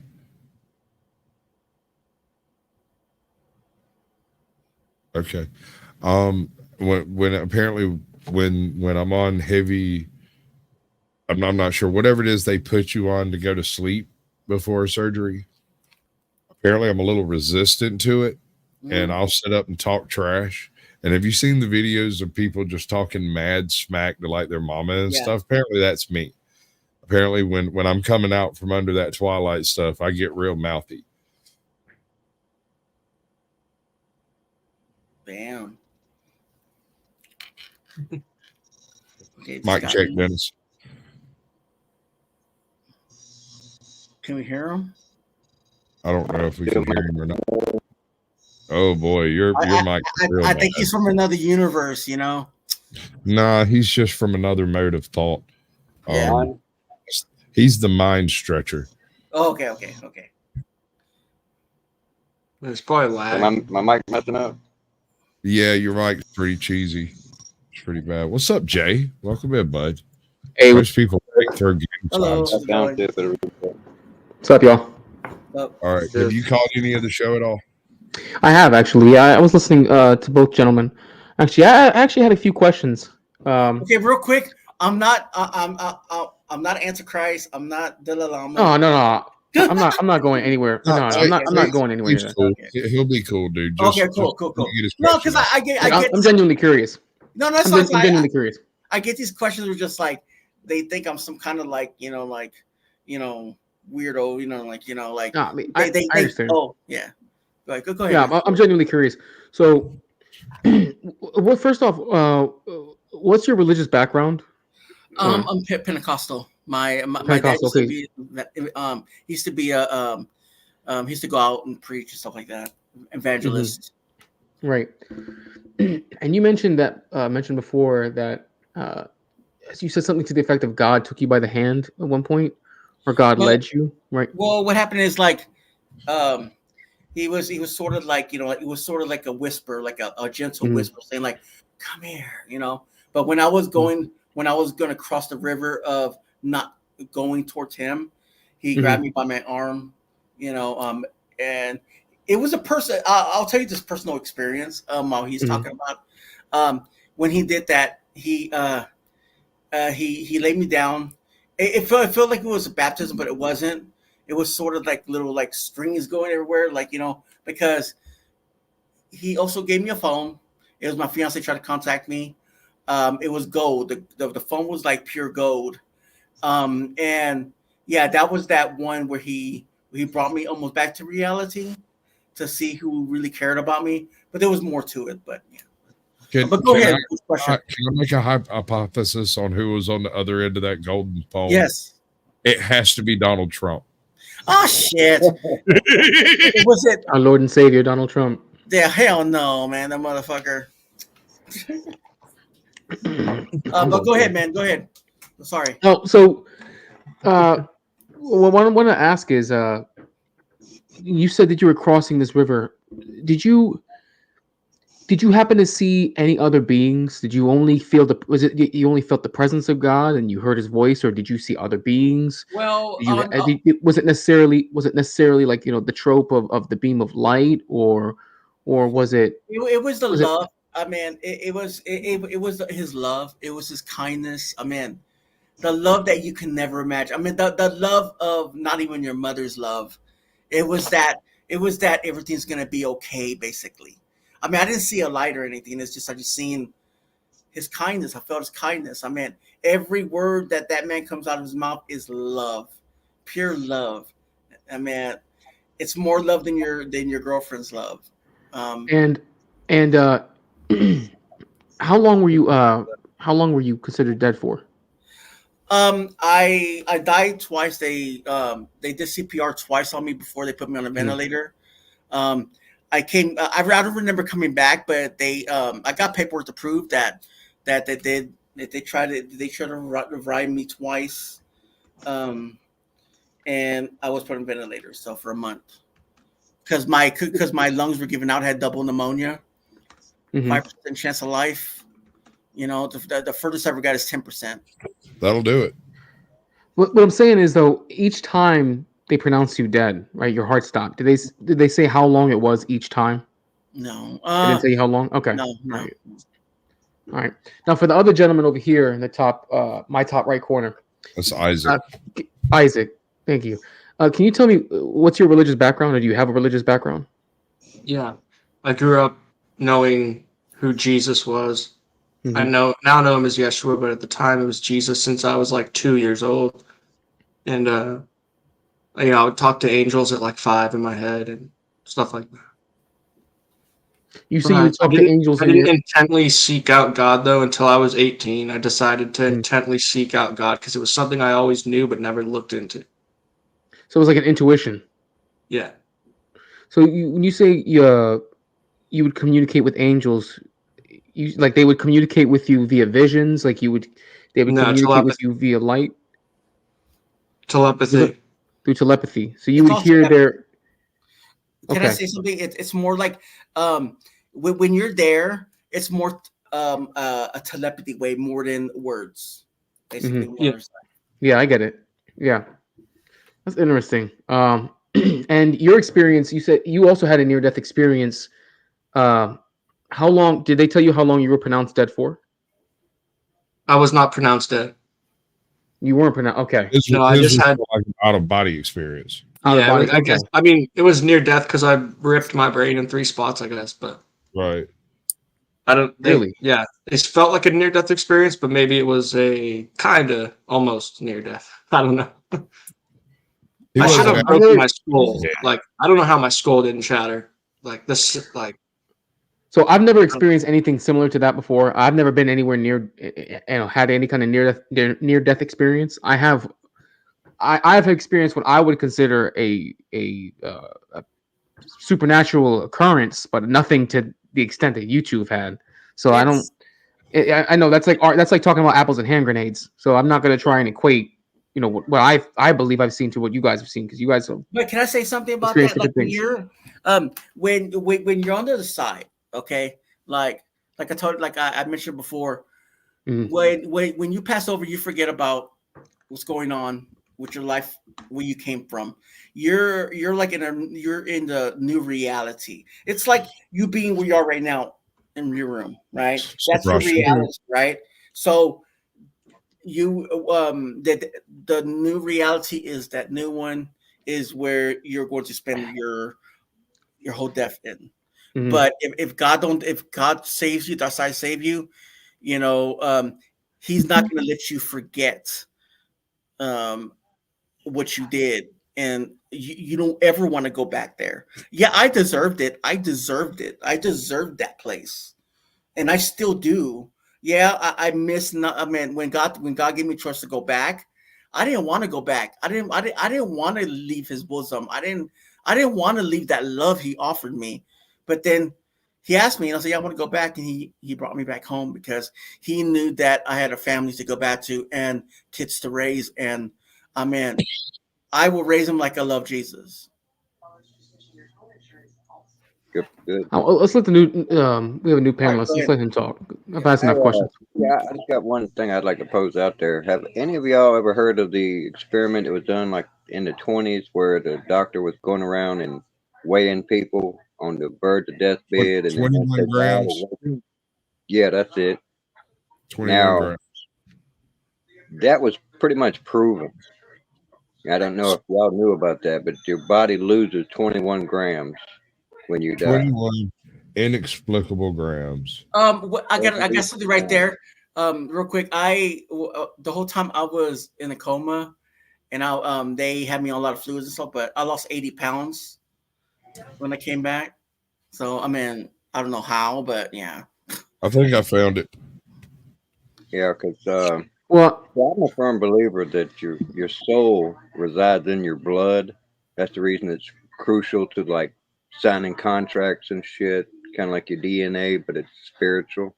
And then the fact that your heart is where the blood pumped from. That's where you get your feelings from. So they say with a man's heart, they've always said that you got to trust a man's heart. I mean, what do they mean with that? You know what I'm saying? Because your heart is just a physical organ, right? Pumping blood, or no, it's is not it just not? physical. It's something It's more. not physical. No. It's Oh, go ahead, quantum go ahead. electric also. Because you can lose an arm, a limb, any organ, get brain damaged, whatever, and you're still alive. You stop the heart, stop the blood, you're done. Now, I know Well, that's when Force elemental, field.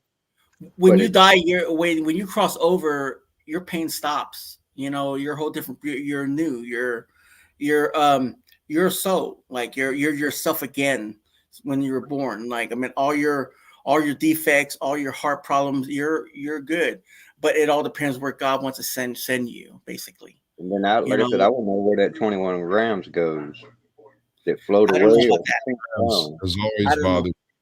I don't I'm sling and bang. I'm just kidding. See, here's the thing about that 21 grams. That's not a recent thing. What is There's that? Like in the there's 20s. reference to the loss of a minute amount of weight all the way back to the time of the Greeks.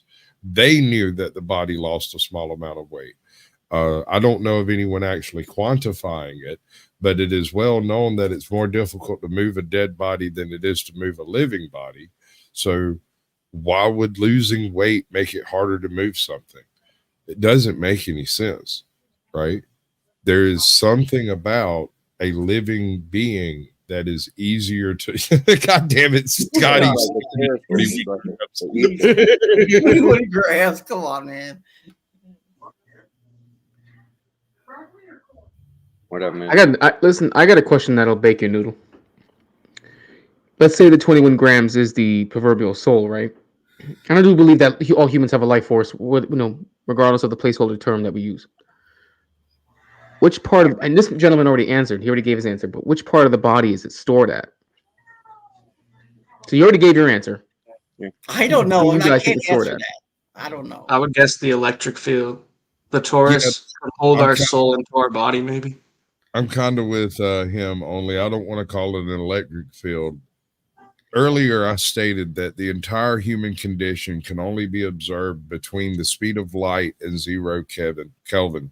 We know of nothing else beyond that. Mhm. Yep. I think there may be something out there that we can perceive, but not on a quantifiable level. And that aspect is what we are measuring without realizing we're measuring it. I think the soul's in the solar plex. It's always been my theory. Is that what knocks you so damn down whenever you get popped in it real good? Well, not well. I mean, that way your diaphragm will pop in mind. But well, my theory behind it is because anytime like in life you experience whether it's a really joyous event or whether it's a really traumatic event, right? You always feel it in your emotional center, right? And it's like it rises from out of you. Like if you're really joyous, right? You feel your energy. You feel like your spice of life. It starts from the center of you. You can feel it beating out your chest, and then it comes. It explodes from out of you. And if let's say you lose a loved one, right? You have a relationship that goes south. You feel that stabbing pain. You feel it in your solar plex. You feel it, and you feel like it's an energy drain, like a void in the center of your chest. It just kind of like sucks the energy out of you. So that's just my theory, though. That's my rationale behind it. Well, mine was a theory as well. Go ahead. I also have a theory that prayer is more successful if you use emotion in it. Pray with your feeling. You know what I'm saying?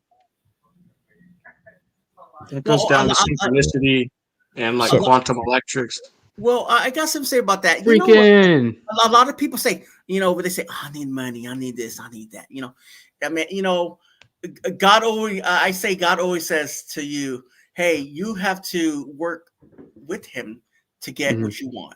You can't just believe in miracles and nothing happens. I mean, like he's gonna send someone like let's say if I was really hungry and there's someone knocks the door, hey, we're having lunch, come on downstairs. I mean, there's always a miracle. I mean, there's always a dog come up to you and there could be $20 on his little collar. I think it's necessary for a person to have experienced the miraculous before they can truly believe the miraculous. I have a small miraculous event happen to me once. I had got a speeding ticket. This is real recent when I had got out of prison, so I was real gun shy about getting locked up, if you will. So I got a speed ticket on a Saturday, going to work in Haggard County, real bad place to get popped at. I think it's actually Davidson County, but Haggard was the sheriff. Anyway, I had called everybody I knew, my mother, my cousins, my best friends, anybody I could think of, give me a ride to court. And I couldn't get nobody. Nobody would do shit, right? I had recently started going back to church with my roommate. He had a very traumatic experience and it put religion in him. And we had started going back to United Methodist Church in Greensboro. And out of the damn blue, the preacher calls, checking on us. He's checking on us. And And he asked me, "Is Dude, there anything y'all need? You know, you need anything or anything like that?" And I was like, out of my mind with worry about this shit. And I was like, "No, no, really, I need to get off here and make some more phone calls." He said, "Well, I just thought y'all had a feeling y'all needed something." And I called. I said, "Well, actually, I need to ride to court, and it's 2 hours away. And I'll need you to sit there with me for that time and all that." And he did it just like that. I've been on the other end of that. I was once I did a job where I delivered windows all across the southeast, and I went to work one day and we had this quote unquote special order, which is where someone orders a single window to replace a single window that was broken for some reason. And when they do this, they pay all kinds of extra fees to get it delivered right now. Right. So the very first thing you do, you come in, you skip all of the other stuff, you load up this window on a truck and you take it there before you do anything else. And it's uber expensive. And this guy wanted it delivered to a building that was 2 blocks away from the courthouse in Savannah. I load up the truck, I drive out the driveway, and there's a buddy of mine walking down the road. And I'm like, "Hey man, where are you headed?" He's like, "I'm fixing to go hitchhike to Savannah. I've got to be at court before 8:30." And I'm like, "Well, I'm on my way to Savannah. Hop in.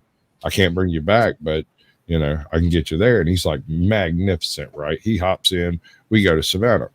When I get to the location, I get a call from my boss telling me to stay until the window's installed and verify that it is installed correctly. Take pictures of it, measure everything, verify everything works, and then come back. And I'm like, okay, so I'll wait. Takes about 4 hours for him to get around to putting it in. And when I go to drive out, I find homie walking down the sidewalk again, looking for a ride back to where we're at. Tell me that is not some form of like major coincidence, or someone somehow you're being placed. It felt very artificial. I felt placed. Yeah. Another thing is too, when I got popped and pulled my 9 years, I was 17 years old. I weighed 140 pounds. I came out with my manhood intact. No, you didn't get nobody that brownie? No. That is a miracle. I wanted it, wanted it. See, here's the thing. They haven't seen the pictures of you when you were young. This man was an absolute killer. He was a lady killer. You could see me when I was really young. I had to pull out some of those pictures. I was even more. That one there is 33. We're talking 17. There was no blemishes. You got any questions? You want to tell everybody who you is? My name's Taylor. My channel's Flow State. Most of you probably know me. I'm a regular returner. Yeah, I did have a question. What's like a primary way or two that you approach life differently now after your near-death experience than before? Who? Eli first. Okay, me. I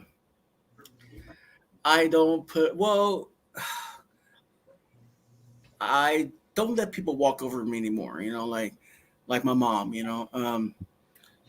I don't really pity that person. I really don't pity nobody. Well, pity the person that used to treat me like shit. And basically, I used to be too busy on YouTube, but now it's like I'm more about family now and more about sharing my story online about, what I went through and stuff like that. I'm not always stuck to my phone like I used to. I think that's God gave me that. When God told me family comes first, because he's given me a second chance to live. And so, yeah. And also, be right by God or be right by the creator you guys think that is your savior. I mean, I know God's the only creator, but I'm just saying. But that's all I got to say. Isaac, did it change you? Yeah, a little bit. I walk without the fear of death, that's for sure. I walk knowing that something's on the other side, that's for sure. I kind of agree with... Oh, sorry, go ahead. I'm sorry. You're good. I wasn't even sure what I was going to say fully. You don't just fuck the whole. I, I just totally, know, like, I don't know. Any value? I'm looking for value changes, or you know, has anything taken more or less priority in your life after I would this? just say the fear of death is gone. Like, and I feel like the synchronicity of it, like the coincidence of it happening, it felt like it was always going to happen. It was meant to happen. And it was supposed to happen. But have you ever felt? I got a question for you. Have you ever this guy, like this guy right here? Okay, Yeah. so Hold on. the only thing I fear is leaving my family behind. I don't care. I'm not afraid to die. You know. God's got that taken care of. Yeah. God's got that taken care of. He has a place for me, Yeah. but at the same time, it's like it's just the worry of what's going to happen to my family when I leave. You know, what's going to happen to the values that I show my kids. You know, like how to grow up like a good man. You know, how are they going to be impacted in life? I want them to follow my advices and be a role model to them. You know, I worry about that. I want them to be good men, treat their women good like I treat their mom. You know, and be that stand up person for them. And yeah, That's good. And I think that when you're here, that should be super important to you and on the, you know, like as a thing you hold in your heart. But I wouldn't be too afraid of what happens after. You know, No. God got you this far and he'll get them just as far. I'm not afraid. Yeah, I don't have the near death experience, but having my life as it has been, I have never felt like I was alone. I've never felt like I was alone. I always felt like I had somebody on my shoulder, and I don't fear death. I'm one of the cockiest son of bitches you'll ever see. Did you spend much time in solitary? Huh? Did you spend much time in solitary? Oh yeah, at least 3 years all told. 1 year straight. Yeah, no. Dennis has a very interesting history. Yeah. I tell him about every time I talk to him, it's worthy of a channel by itself, and he's just like, nah. I spent 3 days in solitary, and that was about damn enough forever. Well, dude, how does that feel, solitary? I mean, that would kill any narcissist. No, I really want to know. What's your name? Flow State or Flow State. Taylor. Okay. I really want to know because, like, does people lose their minds in solitary? How long? I was only in there for 3 days, but it was 24/7 lockdown. You know, so I didn't ever leave that little box, and they took away like everything: the blankets, the shower curtain, the fucking books, phone privilege, because I was throwing a big temper tantrum. And so just sitting in it was 3 paces by 1 pace with actually literally nothing at all except for my little rubber water cup. It was pretty scary. Did you get a bucket at least? Well, there was a toilet, but that's part of the reason I was flipping out is because the toilets and the sink toilet, it was all moldy and shit. And a lot of movies, that's all. Yeah, and I was pissed about that. And they said they'd bring the cleaning supplies that night, and that pissed me off more because I said, this ain't my fucking hotel. You clean the motherfucker or get me a better room. Give me a better room. So you were on 23-1. No, I was on 24/7. The whole jail was 24/7 lockdown. Yeah. Ours, we got out. We were out of jail. But in Blanche, that was maximum custody. It was 23 hour lockdown. You got out 30 minutes walk and 30 minutes shower. Now I got a question. Is that true? Like everybody's out to get you, like or hurt you, or no? Everybody's got a level of fear, though. Okay, and that's kind of what they all run the clicks. Everybody wants to click up in there and shit. I've been on camps that have like 6 different damn fucking clicks. The biggest one will be the one whoever's closest in that area, who lives in that area and shit. Now being in the jail cell, like I'm just curious. Now being in the jail cell, how does it like feel? Like, I mean, if you're by yourself, that must be like feeling like in a one little cell, and it's like depressing. Does it feel like I don't know? I mean, yeah, it feels like shit. You can't clear that out. You know, it's like that. I can't do that. That was the worst of it for me, but I did all kinds of crazy shit. I meditated. I was in there making furniture and shit like they make. Where I learned to meditate too. And I did my religion thing. I Most searched people for it. fail to learn to meditate because they end up going to sleep and they don't realize there's a step past that. Nah, man. Yeah. I learned some funky shit. I read that book, Be Here Now. That's a fucking awesome book. It will teach you exercises that when you do them with breathing, it teaches you meditation and shit. But it will blow your mind because it's like one exercise. You breathe in through one nostril and out the other, in and out. Do like 30 times, and then you you can thump your nose and you'll get like the sweetest smell you ever smelled just out of nowhere. It's funky. Was Caucasian? You said there's a state beyond sleeping that people aren't tapping into. Like, are you saying? Usually, most people. All right. So I'm fixing to take a dip into a bit of the psychological with that has no evidence, but is sort of anecdotally accepted largely, especially in meme world. You know about those people that have no interior monologue. Yes. They don't That's got the I can't voice take inside that. their head. I suspect these people also don't know the difference between wrong and right. They don't have actual morals the way us normal people do. They are doing things specifically because it is expected of them and nothing else. The interior monologue, I believe, is that soul that people talk about. And if you don't have one, then you just don't have one. This is derived from a series of books I read written by Pierce Anthony, where an immortal goes to a wizard who knows everything and asks whether or not he has a soul.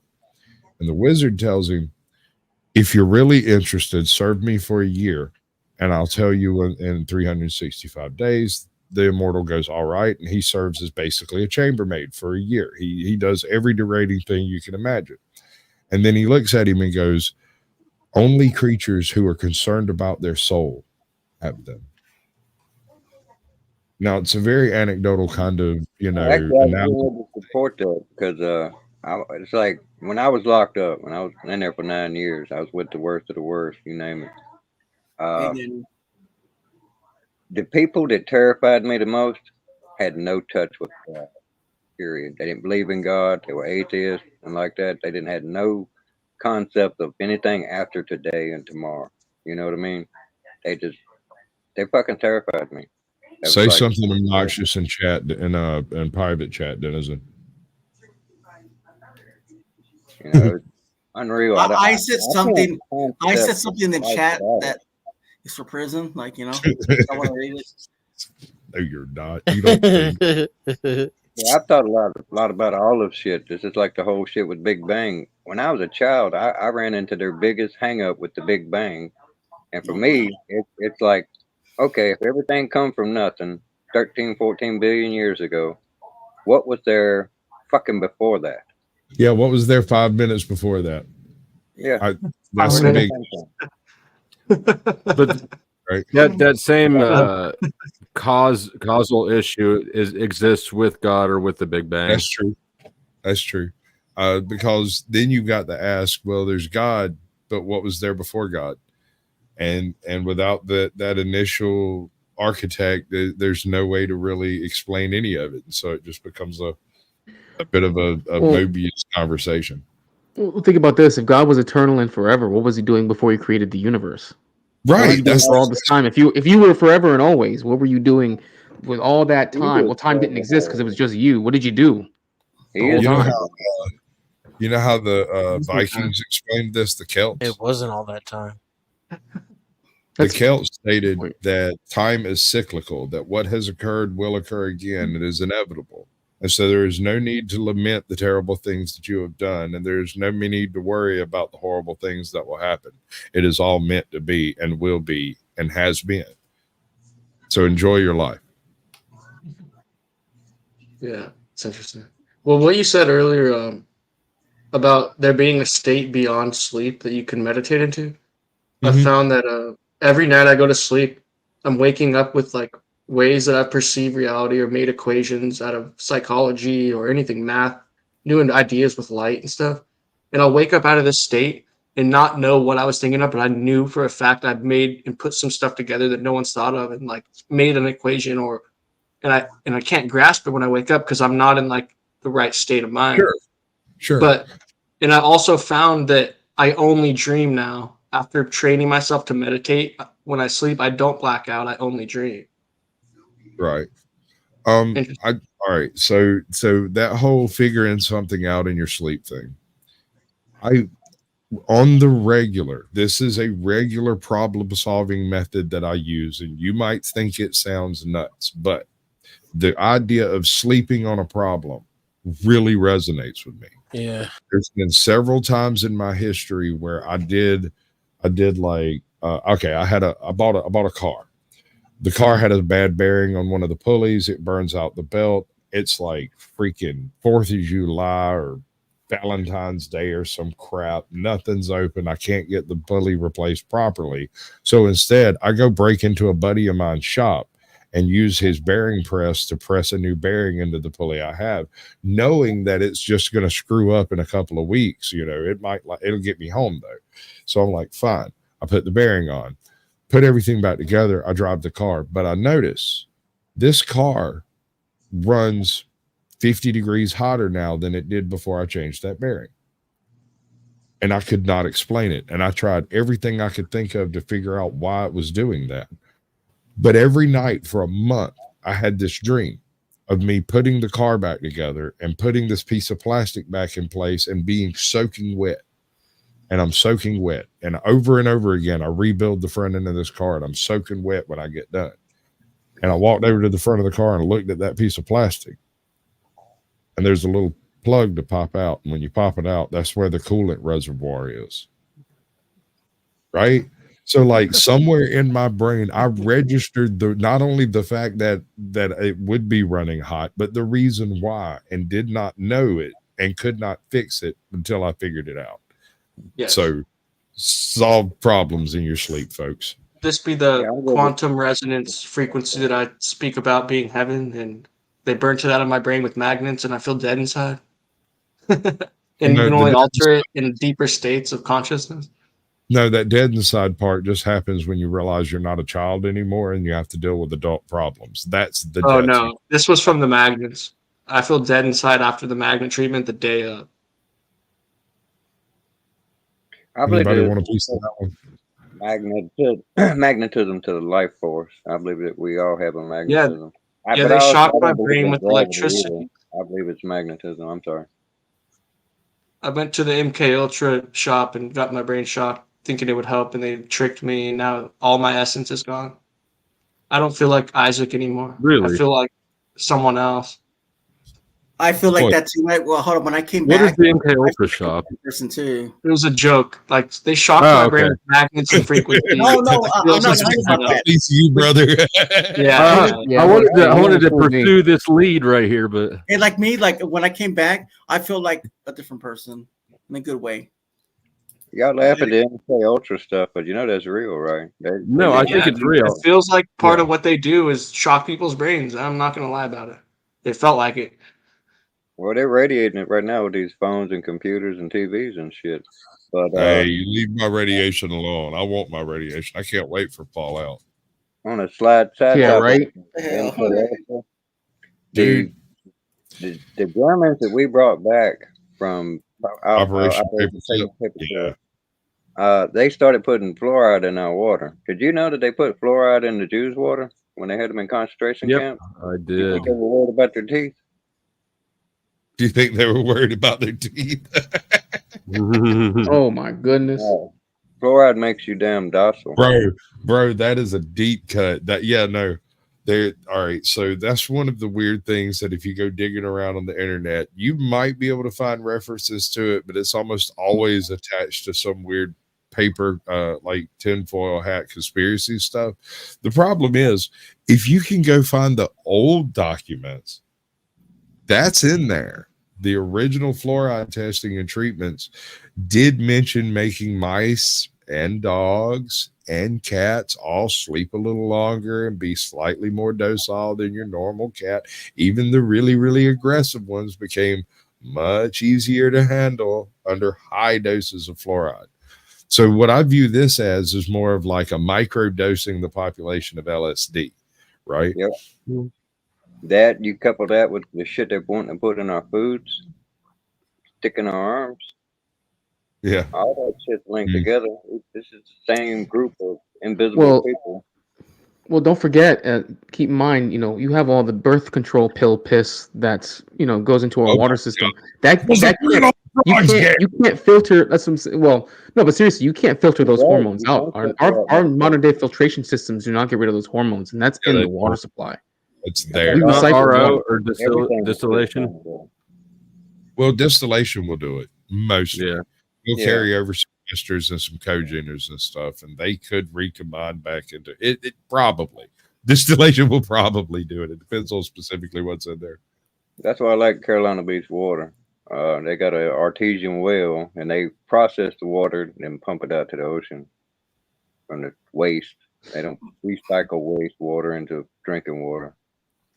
Now they have to Doesn't put a matter. lot of chemicals. Doesn't matter. Everything in the planet's gonna have microplastics anyway. So That's not like right. it But matters. there's Yeah. good news. I found a good news station on YouTube. Mhm. I'll go dig. Did you see that? That's Good cool. news. Isn't Yeah. it? Yeah.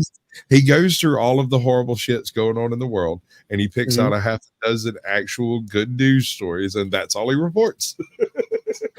It's great. I love it. I'm really trying to get him to come up for Sasquatch channels, and if I can get him, I'll either make a show just for him, like totally build it from scratch, or plug him into one of the other shows I've got going on, because that's a great idea, dude. Just good, just a 5-minute good news segment. God, every show could do good with that. Yeah, I follow a truther channel, and he got so much heavy shit in there. He has to sprinkle in good shit, man. Yeah, well, I mean, if you say enough truth or stuff, you'll stumble across the pot of the gold at the end of the rainbow. I mean, it's like, all right, so Alex Jones, right? Everybody does the joke about that Alex Jones is right, jar is getting full. But here's the messed up thing.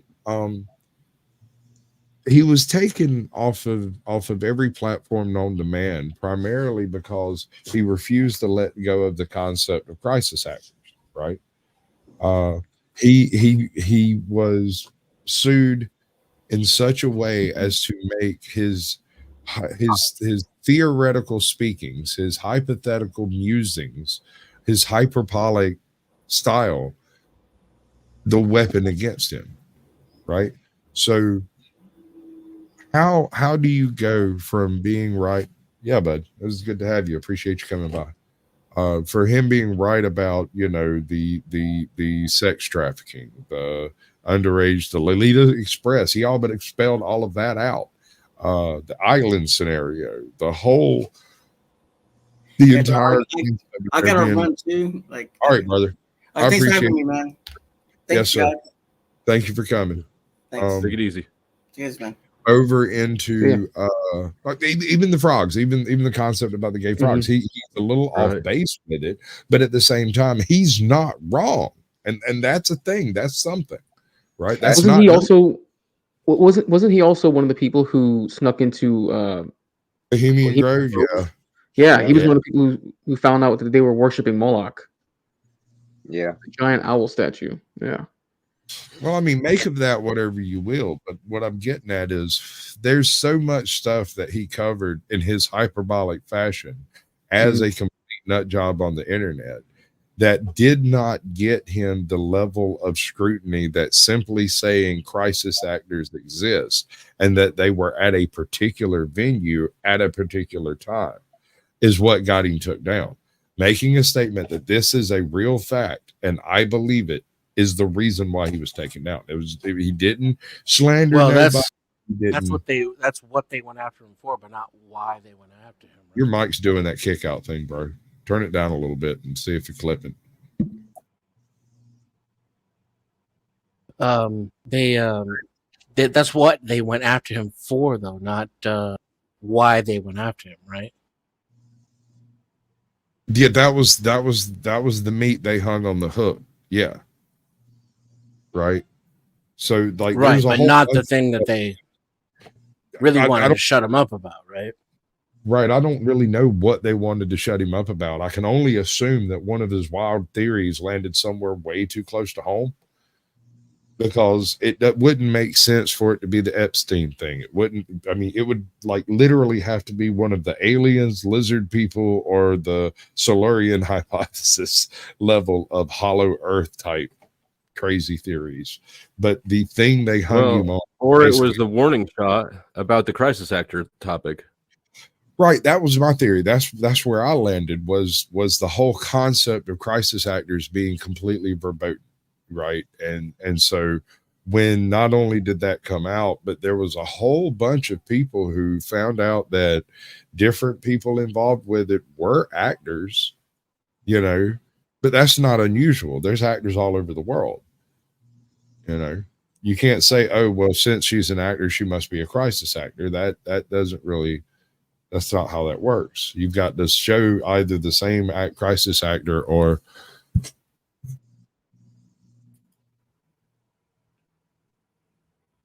I still ain't figured out where them fucking 7 astronauts went and why they came back. Did you see the damn video where they busted the moon landing shit with sound? Because they got video footage of them in outer space doing this shit outside the listen, Apollo shit. I can break the whole orbital thing with one question. And I ask this to anybody who brings up space travel in any way, because until we get this bit of footage, I'm not going to believe it's happening. So do you believe that we have had humans in cans floating around in space for the past 50 years? Okay. No. So the reason I have a problem with it is not scientific at all. It's entirely psychological. You're trying to convince me that you took a group of humans, put them in a can, and they didn't have sex. For 50 years, we've been filming them, and not one money shot has been splattered all over a freaking nobody. Not once in all the history has any space agency ever accidentally released a money shot. And they're publicly filmed. So, yep, nope. I smell bullshit. Sorry. I'm going to need to see that. Bullshit. Sound in the vacuum gets me. Like I said, they got video footage of them making noises, and they recorded it. It's supposed to be, and it coincides with the footage and shit. And then, who's the one that landed on the moon? Neil Armstrong came on one of the late night shows, and he was talking with the host, and the host said, "Yeah, I remember watching that on TV and stuff when y'all did that." And he's like, "No, you watched an animation. We didn't have the footage for that." Neil Armstrong said that shit. Yeah, that's probably true. Yeah, no, I'm not a big fan of the first moon landing being legitimate, and here's why. There's a whole bunch of little things. There's no specifically glaringly obvious issue where I'm like, that couldn't have been done. The film, the type of film that was utilized at that time should have been damaged by traveling back through the Van Allen radiation belts. Should have been horrible. And yet none of that film has any of that type of damage in it. It does now, 50 years later. But there's no evidence that film went to the moon itself. At the time, it was perfectly crisp and clear, and that doesn't make sense. Kubrick was theoretically involved in creating this masterpiece. In a few of his movies after the moon landing, there were references to various Apollo program things that weren't largely publicly known at the time, right? Now, he was in film and industry, and he was very famous after a few of his movies, but the Apollo event took place before he was hugely, hugely famous. He was just relatively well known, right? He would have been at the time, a perfect ghost producer for such an event. He wasn't doing anything at the time. He was between movies, and there's no evidence of what he was actually doing during that time period. So it leaves a lot of gaps for it to be true. Now, did we go to the moon? I would have to say we did at some point, but was it in 60s? Probably not, in my opinion.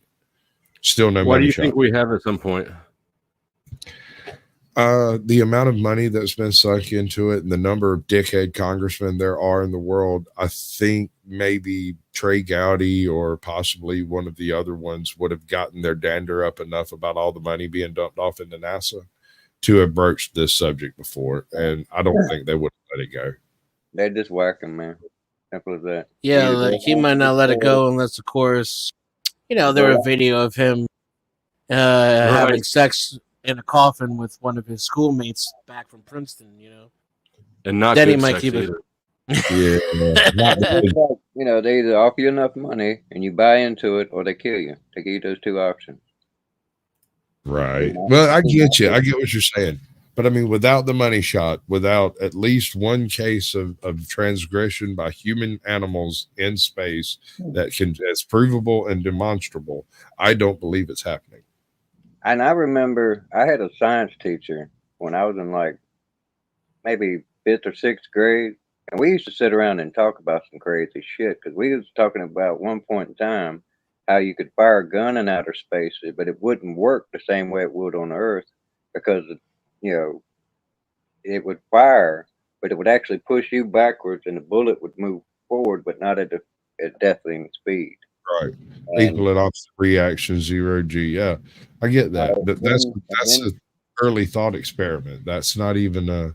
Yeah, actually, you couldn't fire a normal cartridge because there's no atmospheric oxygen. It would yeah, burn, but it would be like a. yeah. Just And then be- there's like the aspect that he and I, what reason I brought that up is because he and I had already come to the conclusion through science at the time, rockets didn't work in outer space. There's nothing to push against. Yep. That never made sense to me at all. I mean, that's what he taught me. I think I'd have really dug this science teacher. Mr. Remick was the one that got me. He looked just like Mario from Super Mario Brothers, and it was absolutely hilarious. He was also something of a high functioning alcoholic. And he busted me with a bottle of vodka one day, and instead of sending me up the river, he took the vodka, and then like every day when I would come to class, there'd be a cup sitting on the on the desk, and I'd just walk in and pick up the cup, take the shot, set it back down, and go sit in. So I mean, he stole my vodka, but he also wasn't a total ass. But he's the one who taught me about Yuri Bezmenov. He asked me. Yuri's my boy. He asked me that very question. He said, rockets take people to space. And I said, sure. And he said, okay, so when they get to space, what did they push against to come back? And it left me thinking for a really long time. When you're dealing with solid rocket boosters, the amount of mass exiting the vehicle is supposedly the momentum that you're generating. That's the way it was explained to me. That's and the only reason I understand this particular equation is because of a group of Civil War soldiers that built rockets out of sausage. Sausage? Yes, sir. That's fantastic too. So I can't remember where it was. I think it was in the Siege of Augusta. They had a particularly adept chemist, and they impressed him into service. He explained that he didn't really work with guns, that what he did was rocketry, and they were like, fine, make us some freaking rockets. And so he set about attempting to break down rocketry during the Civil War into like a manageable, chunkable piece, right? That he could explain to other people. And in the chemistry that was required, he had access to peroxide, but needed something to react it with. And in looking, the best thing he could find in the fort was sausage. And it's just as effective as anything else when you're dealing with the pressures that he was dealing with. So he essentially created liquid solid rocket boosters utilizing high concentration peroxide and freaking salami. I'd have to be there to believe it, because it's like if you picture blowing out air underwater, right? Picture that your rocket. You know what I'm saying? Okay, so you blew out rocket space in a vacuum. That shit is not going to just go behind you. It's going to go in every fucking direction. And then secondarily, you have no mass. No, you do have mass. If you had that rocket boost behind something that has no mass, you have no air friction, so you're not like gliding through the air. You got to use these little bitty bursters to correct your course and shit. I mean, they didn't have computers that were even capable of that shit back then. Okay, I kind of see where you're going with this. That's not how thrust works. Yeah, no, I mean, we could discuss vectors all day, but it's Aerodynamics plays a role with all the not thrust. in the vacuum. Yeah, aerodynamics makes rockets less efficient. That's true. The same thing. true. It's like when you're flying along, you know, it's not like the space is going to knock you out of whack because there's nothing in space. And again, like I said, it'd be like pouring that rocket booster into the great void. That's not how thrust works. That's not. No, I get your complaint here, but in your mind, you're viewing it more like a helicopter than you are like a. It's hard to explain when you're dealing with a vacuum. When you have zero air resistance, it doesn't matter if the rocket is going forward or sideways, right? All that matters is vector versus mass, thrust versus mass. So you have to offset as much mass to move it. But you're weightless. That's why solid. So you're weightless. Weight doesn't come into it. Weight doesn't matter. Mass matters. Mass is the only thing that matters. When you're in a weightless environment that has no air, the only thing left to consider is mass, vector, and like speed. So, yeah, it's a complicated equation. It's a difficult one to wrap your brain around. But you're picturing it as if you're picturing it in your head like an inflated balloon. And when you let go of the balloon, the air inside presses against the air outside and it jets forward. But what's actually taking place is that the amount of mass that is stored in two different components as solid and liquid fuel are combined to create a much larger volume, and such a large volume that it literally moves the larger mass forward. It's a one-for-one exchange of energy. It's really complicated equation. Yeah, I'd have to go there to believe it. That's my point. I dig it. You'd have to see it to believe it. I got you. I dig that. I can't. The whole concept of the atmosphere not floating away when there's no dome there. The mechanics, the actual physics of that equation comes to term whenever you start talking about thrust and weight vectors on airplanes. Like when you're dealing with jets are not rockets. They function very differently, but they utilize the same identical type of vectored thrust profiles. That's why you're capable of changing the direction of the thrust by moving the nozzles around a little bit on the back of the airplane, right? So when you're talking, like literally you can make a brick fly if you've got good enough fuel and a fast enough engine. It doesn't need aerodynamics if you can fly hard enough. Yeah, I'm picturing it flipping over end on end, but if thrust even works. Yeah, but that's what I'm saying. If you have a fine enough control over the thrust, the shape of the object you're thrusting is immaterial, provided you can manage the thrust directly. In space. Well, even, I mean, take the Hopeless Diamond, right? Skunk Works, wasn't it Skunk Works that did the stealth fighter? Anyway, you'd overcome aerodynamics with enough velocity anyway. So what you said is still true regardless. I see what you mean. Exactly. In space, it would be even less important what the shape of was. More important would be the center of balance. Right. This is largely why when you see futurists plotting out space stations and stuff, it's largely spheres, circles, toruses, and whatnot. I got somebody backstage. Base, throw me some gang signs. You don't got to be on camera. Just fucking do some stuff. That'll do. And I swear, because I believe that'll do, pig. That'll do. That'll do, pig. All right, so what's up? What up? How many fucking streams are you on, Denizen? Go on. All of them. This man's clocking 10,000 hours a day and nobody knows it.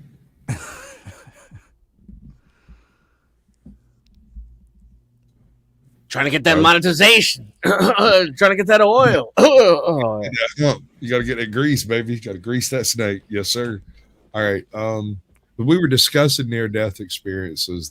that has pretty much passed. We kind of got into the whole Alex Jones / unpersoning conversation. And where would you like to take it? I came up for the NDE shit. Yeah, I've had a few near-death experiences. Probably about wait, I don't know. Do these over 20. align with your dating profile? Well, one of them I got stabbed, if that counts. But, I've been stabbed. It's no fun. Yeah. No, it's not. But that wasn't the closest to death. I could have been stabbed, and I would have been okay. I mean, I was okay. But I mean, I could have been stabbed in a worse place with a bigger instrument, and I would have been fucked up. But I wasn't gonna lose. You know what I mean? Well, that was never in the cards. Yeah, we don't do that.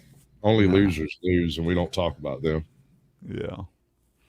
Let's see. I flipped a motorcycle, CBR 600, into a ditch, doing about 55, 60 around one of those hairpin turns rated at 15 miles an hour.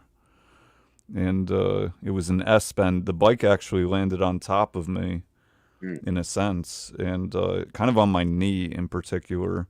And this is a 450-pound, probably wet weight bike. My helmet had gouges in it that were probably a 1/4 inch deep, which might not sound that crazy, but that's nuts, dude. That is crazy. That is wild, dude. Your helmet almost cracked. Yeah, it was not pretty. That helmet went bye-bye. Probably the most, well, actually, damn, there's so many. I had a mortar, 81 millimeter, accidentally land about 50 meters from me. Hold on. And Absolutely. We're gonna back up on that one, bro. You got to give me at least a minute with this, okay? Yeah. So you ended up in a situation where friendly fire. Well, sort of. Yeah, it was friendly fire. Here's what happened. On a mortar line. I've been voting to turn friendly fire off for years, dude. You go ahead. So on a mortar line, the mortars are in a line, right? They're in a line. Obviously. And that line, we happened to be shooting over each other's heads. So it was like 90 degree, which is very, very uncommon. That's not something we normally did. And the charges on a mortar will, in part, aside from the angle of the mortar tube, will decide how far the mortar goes. Right. Well, apparently the first gun, I was on the end gun, but the first one, the charges didn't go off, so it landed short, I don't know, maybe 1,000 meters, which happened to be next to my, it was what the higher up said was around 50 meters away. I have to think it was a little bit more, though, because they have a 40-meter kill radius. So right. I'm thinking it was more than 50, but that's what it was marked, kind of. And everyone ran over after people were, it was not good. And when I got out of the Marine Corps, a whole mortar line had actually blown up for a very different reason, but double feed is essentially what happened. The entire line double fed? Yeah, no. One gun, but remember, 40-meter kill radius, okay. At least on the 81 millimeters. The same too. Yeah. Yeah. So like a round went down, didn't go off, and then they put another one down. And I don't know if everyone on the line died, but I believe the one whose gun it was, as well as the ones next to them. But right when I got out, so. Kind of, it's not a common thing, but it definitely can happen. We're using mortar tubes that are I think they were 25 years old. They'd get x-rayed every, I don't know how many rounds, 10,000, whatever it was. And basically recycled Army garbage. That's usually what we used. Whether it was M16, M4.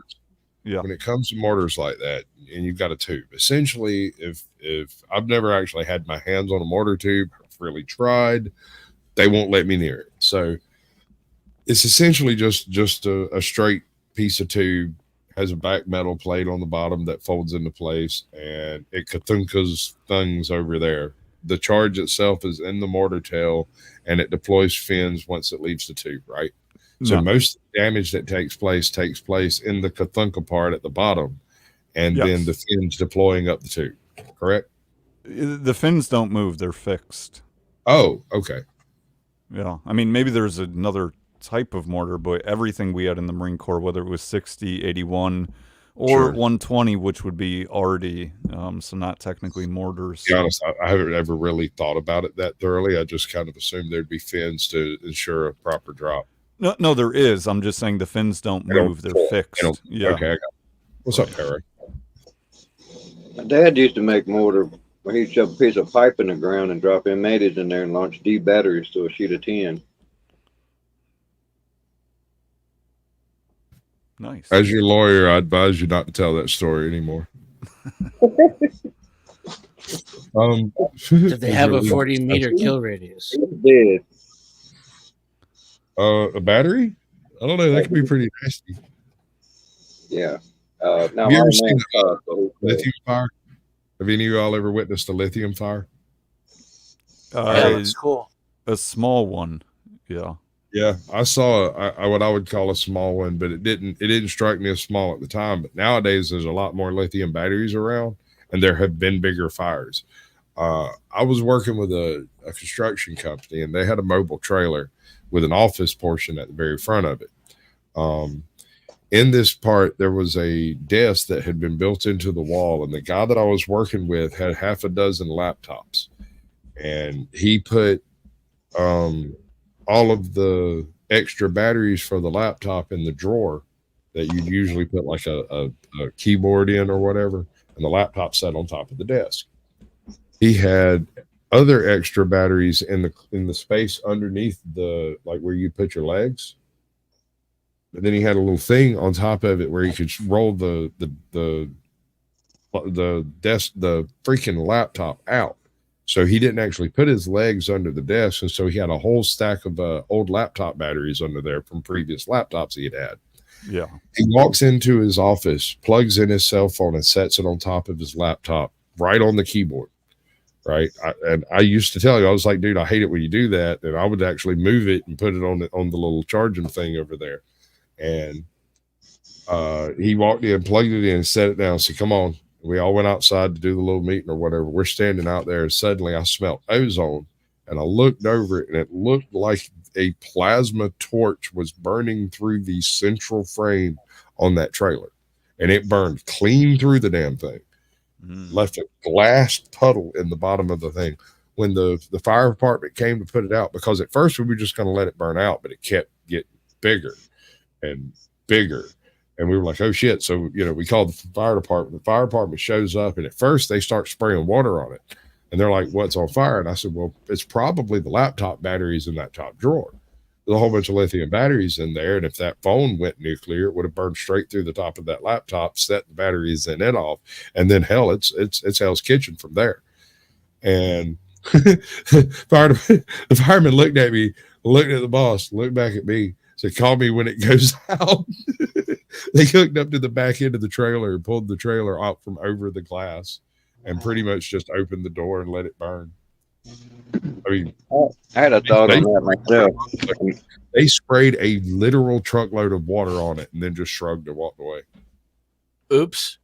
I had a thought on that.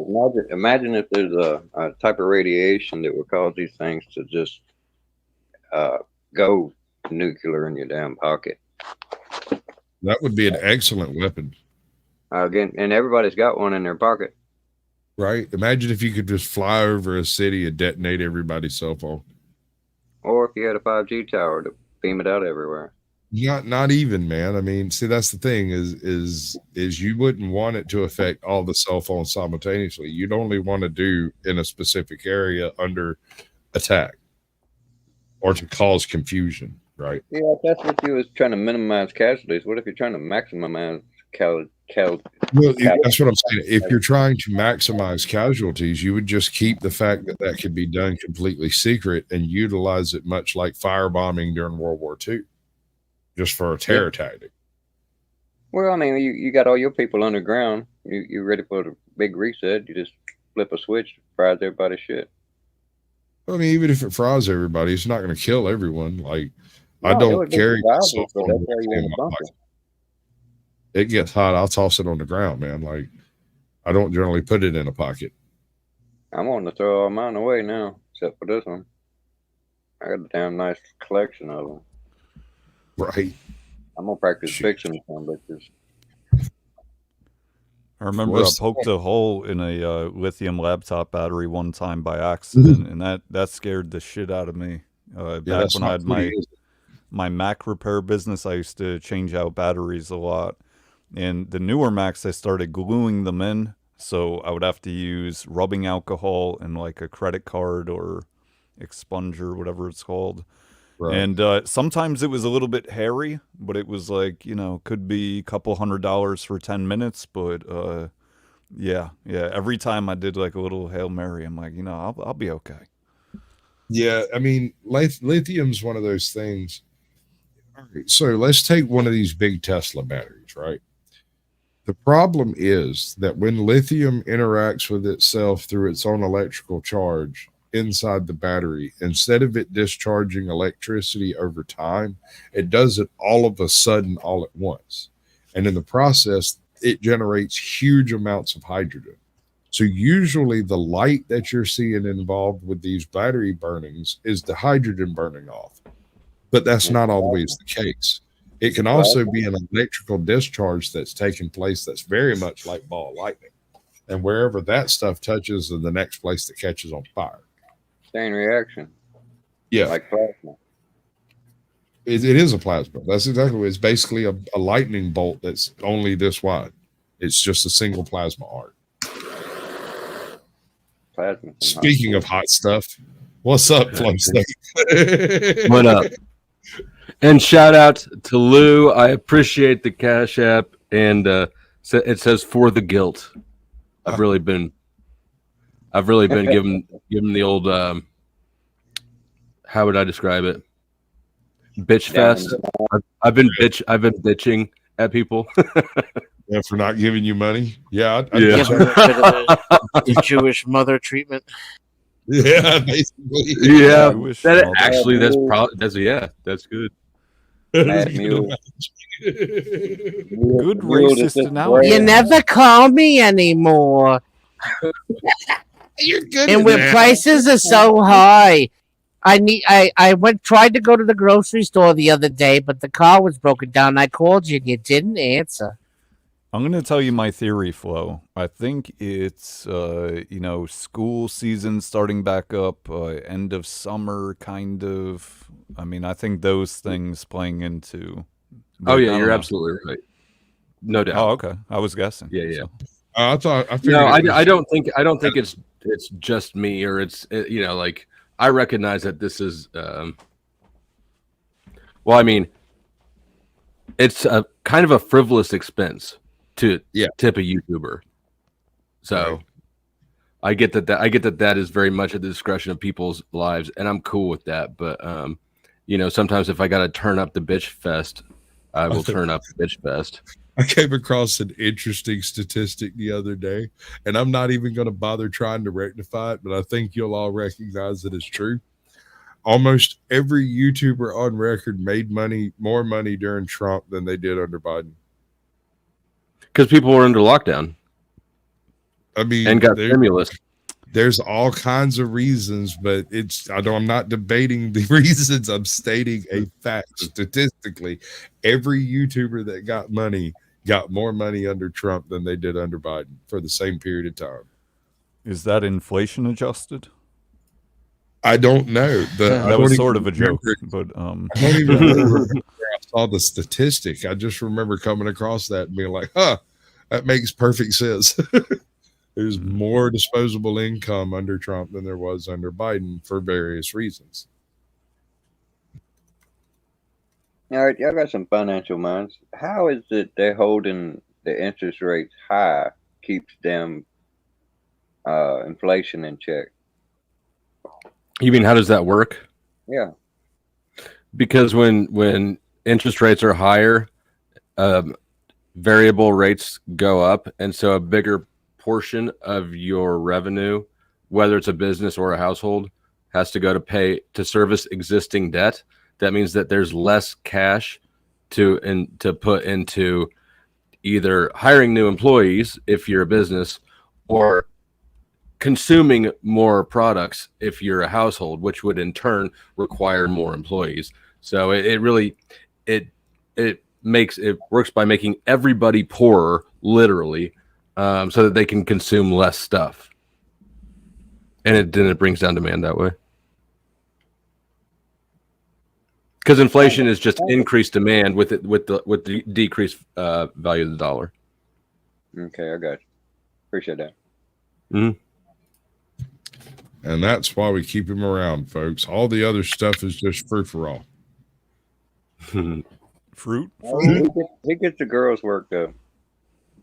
And boy, does he. He's got more girls than any other channel I know. Bass pretty close in there too, but he's got. I see Bass trying to steal my spot with his fucking naked streams and shit. I want to know what's up with the all black every time. Is it always all black, bro? You got any other color clothes? Oh, me? Oh yeah, I've been wearing white. Oh, him or me? Him. Bass. No, Bass doesn't. I do, but me and Bass use the same tailor. Well, I mean, Einstein wore the same clothes every day, so I mean, it's not necessarily. I've seen you in various shades, dark shades, Sasquatch. So, it's. But the only time I've ever seen Bass in anything else, it was like dark tan, and he was doing it on purpose to demonstrate that he had another color, and it doesn't really count. Just the other day, he was doing a stream in charcoal and thought no one would notice. Okay, it was charcoal. That was it. It is charcoal. That's yeah. That one other color shirt. Yeah, I've got that shirt too. Keep washing it in the same laundry with the darks, and you're gonna that charcoal will just blend into the blacks in no time. Right. Yeah, I used to be a white tee kind of guy when I was young, like young. Yeah, I did too, but they're such a pain in the ass. And white shoes sort of guy too, right? You go to Journeys, and then you get the little spray, and you spray it on it, so the water whisks up. Water whisk. Yeah, I got to. You know what I'm talking about. I know that you do. I know that you were vain too, Babe. Yeah, I got. No, you're right. The white is too hard to upkeep. Go on, Bigfoot. Yeah, just saying, I got a 2-foot stack of white beaters. That's why I always got them. No, this man is stuck in 1985. I shit you not. This dude, he gave me a tour of his house one afternoon of where he was staying at the time. I don't know if he's still there, but dude, it's like stuck in like middle of 1987 on a Tuesday. It's like all the clocks are frozen and stuff. It just feels something. It's weird, dude. It was very, very nostalgic for me because it's like somebody came through and decorated it, and then no one ever came through again. But he lives there, so that's normal to him. That's just wild to me. You don't wear white to Guar. You skip Guar and got a Guar story, and then get there for the band that they open for. I met Guar.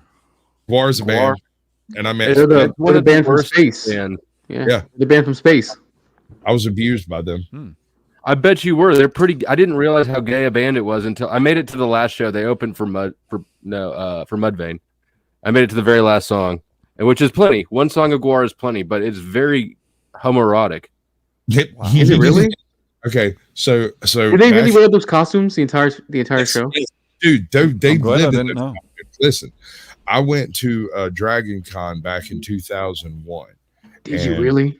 Yeah, the big one. Yeah. Jesus, so this was the one in Atlanta that was like, anyway, it was freaking huge. Everybody was there. Like, it was an amazing experience.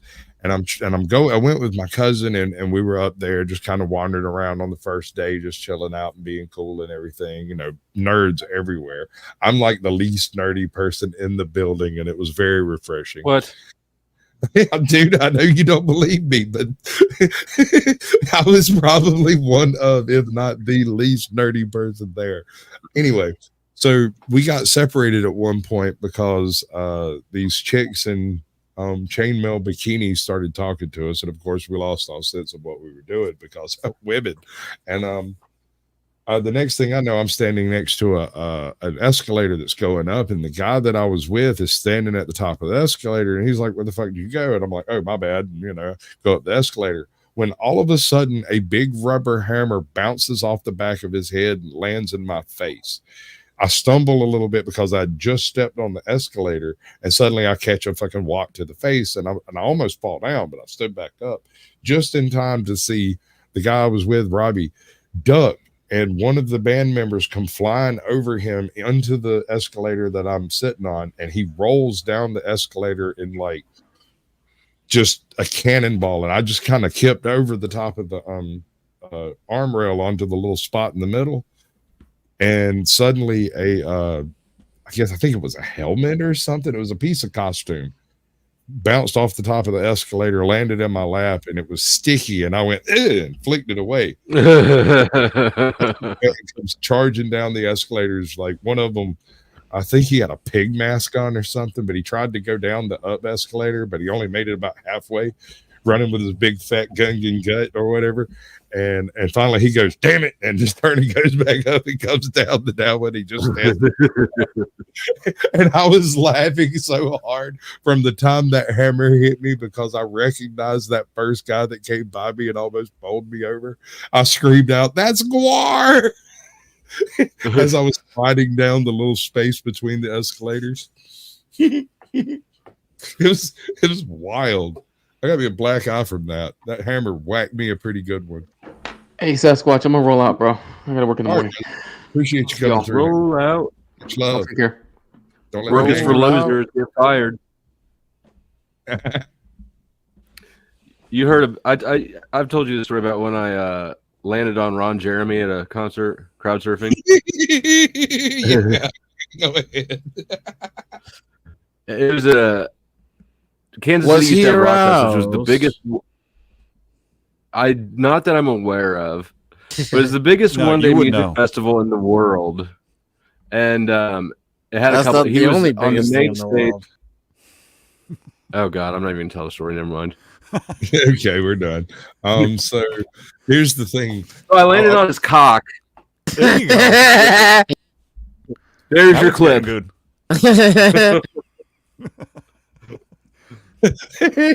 my bad. I'm gonna mute for the Ron Jeremy story. I want to That's hear all it. anyone wanted to hear. That's Yeah, all we they just wanted wanted to to hear hear. you say you landed on his cock.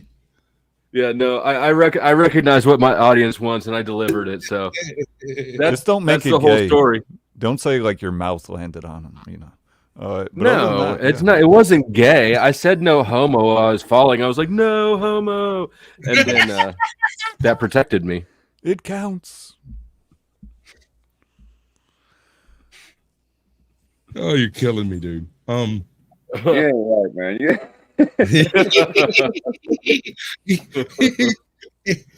I've been told that before by more qualified people than you. Yeah, right. They've actually got experience with unright Right.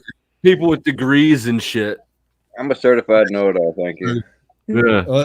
Let me ask you this one, and I've told you a few of the shitty situations I've been in, and I've heard of a few of yours, and without breaking any laws, right?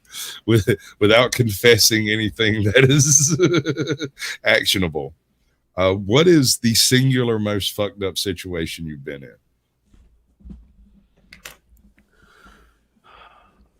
Take a moment and think about it, and I'll tell you mine. So, I mean, fucked up in what way? Like I'm fucked, or Choice. like this isn't, or like this is just insane. Like I'd have to say the most I'm fucked situation I've ever been in was the first time I got raided when I'm standing because they brought me in, they parked me in the front yard, right? So I'm in my front yard in the middle of the morning in nothing but with cuffs on and nothing but cuffs and boxers, and not the kind of boxers that have a button on them. So that was, but the most that fucked up. Oh God, I'd have to think. What do you mean not with a But at that button? point, I kind of wanted the world to see my dick. You know, it's like Ah. fuck all of you. Mine would gotta be go pretty one. similar to that, actually. okay, so you get raided? Not exactly. You got thrown out, right? My biggest oh shit we're fucked moment, and this is stupid because I got the I didn't realize it until after we were through the problem, right? So I I was involved in acquiring certain things from certain places. We went to this place and had this thing placed in the vehicle. On the way out of this city, I encountered a full-on roadblock where they wanted to breathalyze everybody. Everybody had to answer questions, the whole 9 yards. I'm talking a full 20-minute freaking ordeal.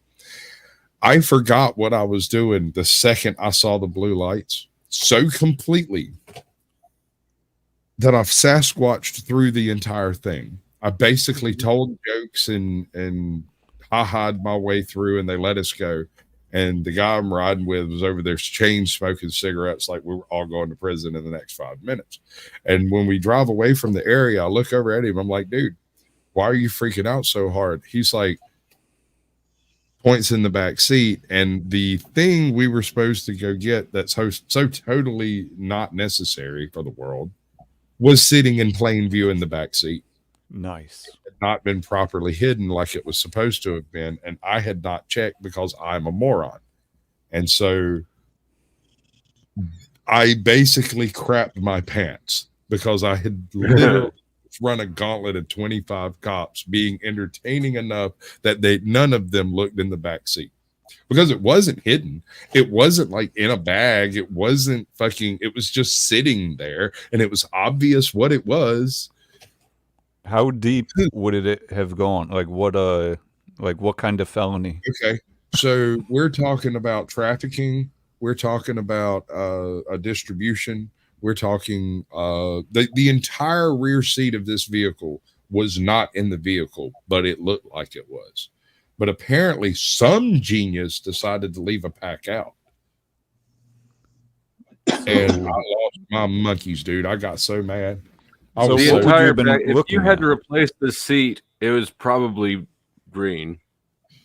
Yeah, basically, it's something along those lines. But I mean, like A felony, B, C, 25. Like what? We're talking about a lot of.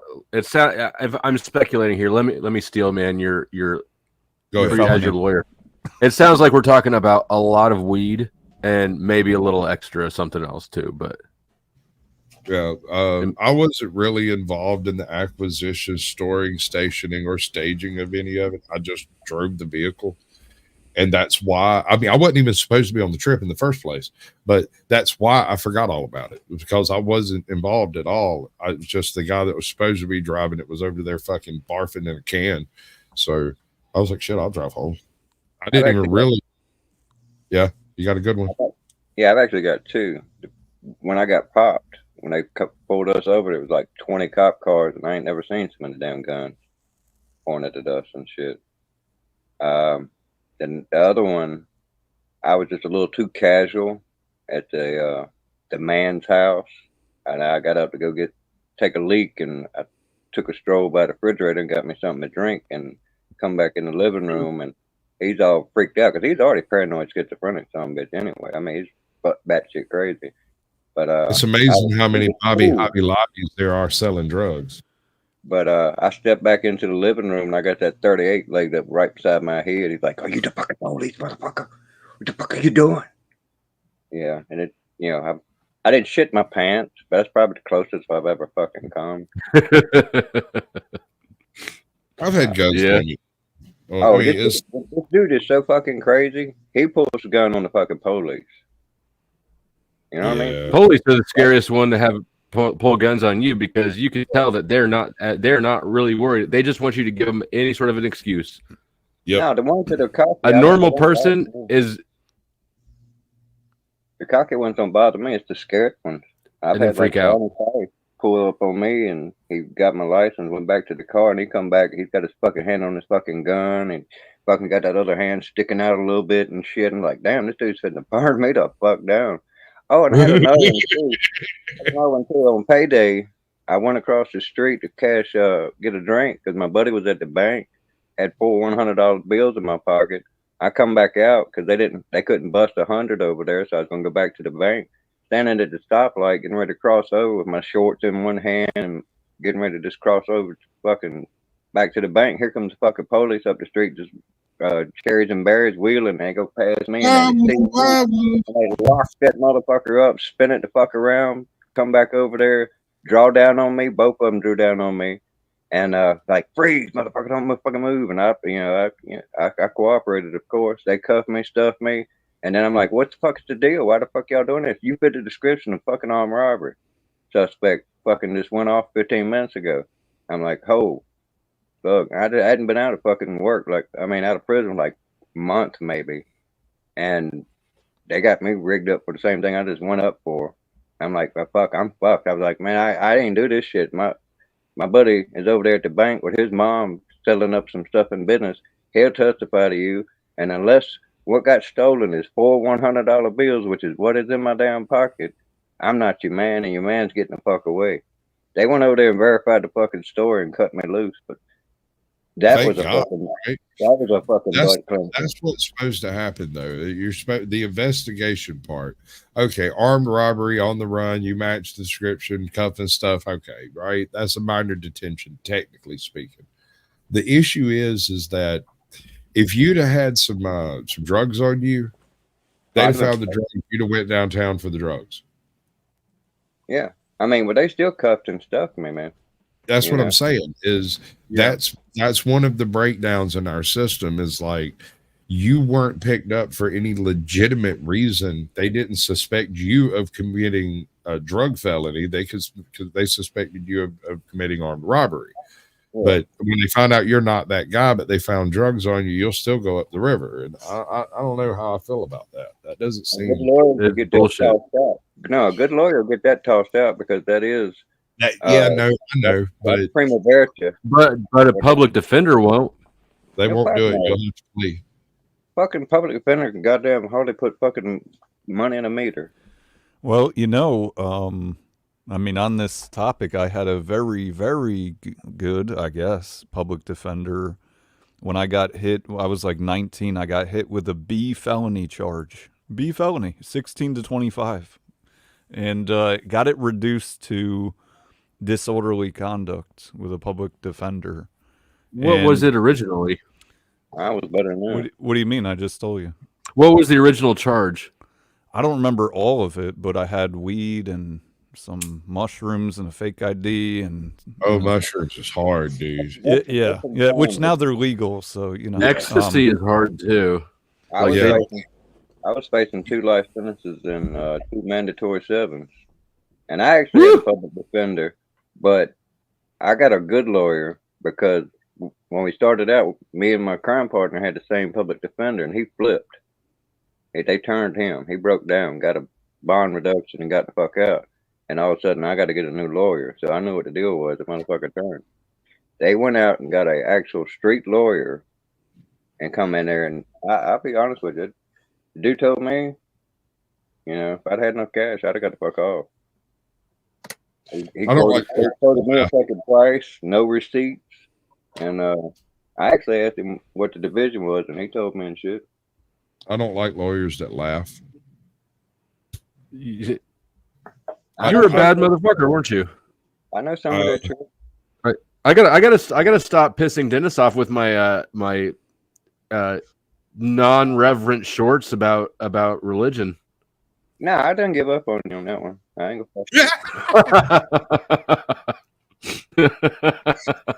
Yeah, there ain't no point in messing up a rope, is there? Nah. Yeah. I can lay some rope, but I ain't gonna climb none. The reason I don't like lawyers that laugh, every experience in my personal life I've ever had with lawyers, the ones that win are the ones that are absurdly serious about absolutely everything. The dude I had was like that, man. He was fucking hardcore serious. Right. My brother was going through some stuff in Atlanta. He went through about 4 different lawyers with the same law firm. And I didn't know this was what he was doing at the time, but basically he would bring me with him to see what I thought about him. And you know me, I'm not really thinking here and now. I'm in there with my cell phone, scrolling through with the earbud in my ear and reading a book over here. And Dan sat there and talked to him for a while, and then we'd leave. He'd be like, what do you think about that guy? I think he's a total pushover, and he's going to get you locked up for 20 years. Okay, he's gone. Make a phone call. We'll be back up here in a week. Talk to another guy, and he came across this chick, and this is one of the most serious, like specifically serious people I've come across. When she looked at you, you felt the stress of her regard. She was paying attention to you. A nuclear bomb could go off in her lap, and she wouldn't notice until she's done with this. And it was an impressive thing. And I was like, yeah, go with that one. That's the one. That's the one. If I was going to have a lawyer, that's the lawyer I want. Yeah, And she got him off of everything. They dropped everything. yeah. My lawyer was so good that he actually worked. Got it through. Both of us got a good deal. And the better my deal was, the better the other motherfucker's deal had to be, and all that bullshit. They would stay with them. Yeah. You got anything planned for tonight, Flo? Yeah, I got something planned. It's scheduled for 45 minutes from now. Okay, so but I mean that's sort of a variable time. I just sort of took a stab at. Right. What's your is there a topic or anything? Is there a point? Enemy appreciation stream, and I would. Oh man, I'm gonna have to end this a little early so I can grab something. So, enemy appreciation stream, and it will be open panel. Oh, cool. All right. What does that mean? I'm one of the guys who tells you that your haters can be your best for PR. The people that hate you define you better than the people that like you. A lot of people can say nice things out of hand, but for somebody to say some vile, spurious shit, it takes true emotion. And in that way, these terrible people that hate you show other decent people who you are, because the right type of people hate you. Does that make sense? Mm-hmm. It defines you better than the people that say. Yeah, I agree with that. That makes perfect sense. But that's some backhanded, backwards ass logic to be working over, though, ain't it? Yeah, I found makes sense to me. Up in some recent drama over some bullshit. And I mean, it's even in my what's it called? My astrology chart, right? That I learn a lot from my enemies. Yeah. No, that's another thing. This is a Orson Scott Card paraphrased a whole bunch of Sun Tzu concepts in Ender's Game. And one of them that he paraphrased was, you do not determine battle. Your enemy always determines battle. You must learn from your enemy how to defeat your enemy. No one else can teach you that. That's right. You must experience some level of enemy appreciations. Who was it that was talking about sharpening her teeth on, or sharpening her claws on YouTubers? That person. Who was that? I can't remember specifically. Was it Margot? Oh, might have been. I don't remember. I don't remember who it was, but I know I remember somebody saying that. Right. Was it Cynthia? It might have been Cynthia. That's what I just said. I thought it was Cynthia yesterday. Oh, okay. Yeah, it probably was Cynthia. That philosophy only works when you're dealing with people you refer to as enemies. If you want to set these people apart from you, you sharpen your knives on them, because you have to be harder. In order for something to sharpen you, it must be harder than you are, right? That makes perfect sense. So you have to have a certain level of respect in order to be able to do the sharpening concept. It just doesn't work out. Yeah, I mean, if we take that concept, that phrase, the metaphor entirely too literally, I guess you're right.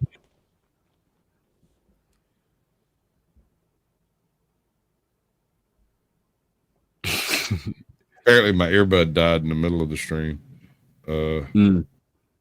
Yeah. Anyway. Yeah, I guess we pretty well squared it away. I gotta go grab something to eat before you start up on Enemy Appreciation Day. Dude, I want to I do too. I gotta bug Mrs. Flo to get me some food. Yeah. If you're listening, Mrs. Flo. Coffee too. She gonna make you a salad? Yeah, A fix me salad. Yeah, she's gonna make me a spinach beef salad like I'm old Joe. Hey, I got a question for y'all, and this is for everybody on panel. I want to know how many salads equals a steak. 0. This is not a conversion that happens. No, I mean, That's like saying how many miles per hour does it take to get to 10 pounds? I mean, if you feed cows salad, you'll eventually get a steak. So it's not a completely undoable fucking equation. that's kind of cheating on the answer there, but that's a good answer. I just want to know because I'm going to eat a steak, and I want to know how many salads I need to write on my little card. I mean, oh shit! What I learned in I took food science in college because it was an easy class, and there's something like a 70%, like the energy, right, decreases by 70 or 80% each step away from the sun, right? So from steak to the amount of salad that goes into a steak, it'd be like you need 80% more, basically. You'd need like 100 pounds for one. The amount of calories that in salad would be like 80% more than the amount of calories you'd get out of the resulting steak. Right. I So there's a pretty. I remember that bit. I've read that book. I don't know how you have all the information. It's wild. The thing is, You read my college freshman year food sciences textbook. I read a book that had the information you're talking about in it, where it takes a certain amount of poundage of roughage and oats, and it may not have been a food science book. It may have been a livestock book or something, but it's the same information. I read a whole bunch of like old school farming, homesteading stuff back when Are you a fast reader? Yes. Yes. And also I'm one of those people who can read 4 books at one time. So I can do that too, but I read slowly. Yeah, I'm in the in bathroom, Flo's one camp. next to the bed, one next to my TV, one next to my chair in there, and one in my truck. Yeah. Yeah, same. I can't do just one book. Have you read Alistair Crowley's book? I have not. I haven't, but dude, listen. I've read excerpts and I've read parts and pieces and I've discussed Crowley's work. Dude, it's esoteric and nonsense bullshit. Flu for all, man. It's nothing there. There's machine elves. I hear what you're saying, but it's just a whole That's bunch sort of the stuff. impression I get of him too, is that he's just sort of a pop culture figure, not really like. I mean, it is like Manly P. Hall is dope. Secret Teachings of All Ages. That's a book right there. If you want to get into esoteric shit, right? I've got some shit. I got the Book of the Dead and all that shit. I'd make a list and tell y'all about it one day. I've studied a bunch of crazy fucking shit. I do have Morals and Dogma by Albert Pike. That's not bad. An old school hardback copy that was a deist period. When I was about 20, my mid-20s, I was kind of heavy libertarian deist concept, like heavy on the freedom, low on the monitoring. You know, I remember who that's wrote what it. I'm at. Deist. Yeah, where did you go from there? What do you mean? Well, deists are kind of as a funny philosophy because it accepts an architect of the universe, but fails to define what that is. Right. So it's almost agnostic, but it's actually more spiritually in tune with hardcore Christian than it is agnosticism, because it's not that they're not willing to answer the question of, or rather, let me rephrase that. It's not that they don't know whether or not there's a God. Deists accept that a God exists, but that they don't understand what it is. And so they can be more evangelical than some of the Southern Baptists I've come across. And that's saying something. Do you think that's important to know what it is? I don't. I'm closer to an agnostic faith now. Yeah. I'm one of those assholes that would tell you that I'm not religious, but I am spiritual. But I've encountered a whole lot of weird shit in my life. I've gotten through most of it mostly unscathed, and that in and of itself is a bit miraculous. I mean, for me, what works is the fact that sheer perfection is the golden rule. He The who has platinum rule is more perfect. Yeah. Well, he who has the gold makes the rules. No, that ain't the one. But Do unto others as they would have you do unto them. Yeah. That's the platinum rule. Mine It works better because if people did unto me what they would have me do unto them, there's some gay dudes around who was really fucking up my life. Yeah. My version of it is do unto others as you would have them do on you and yours. But yeah. All right, children. We have reached the end of this stream. I appreciate each and every one of you like a brother and a sister. But I've probably got to go touch myself or something. I'm not sure. Nice. Yep. Beat it off. Anybody want to shout anything out? You want to? Yep. I'm going live in half an hour. Come over. Enemy appreciation. So. Yep. Yeah. I'm going to go take a bite to eat, and I'm going to jump in. Open panel. Just as soon as I can. Cool. Anybody else? Based, you got anything planned? Nah, all good, man. Thanks for having me on.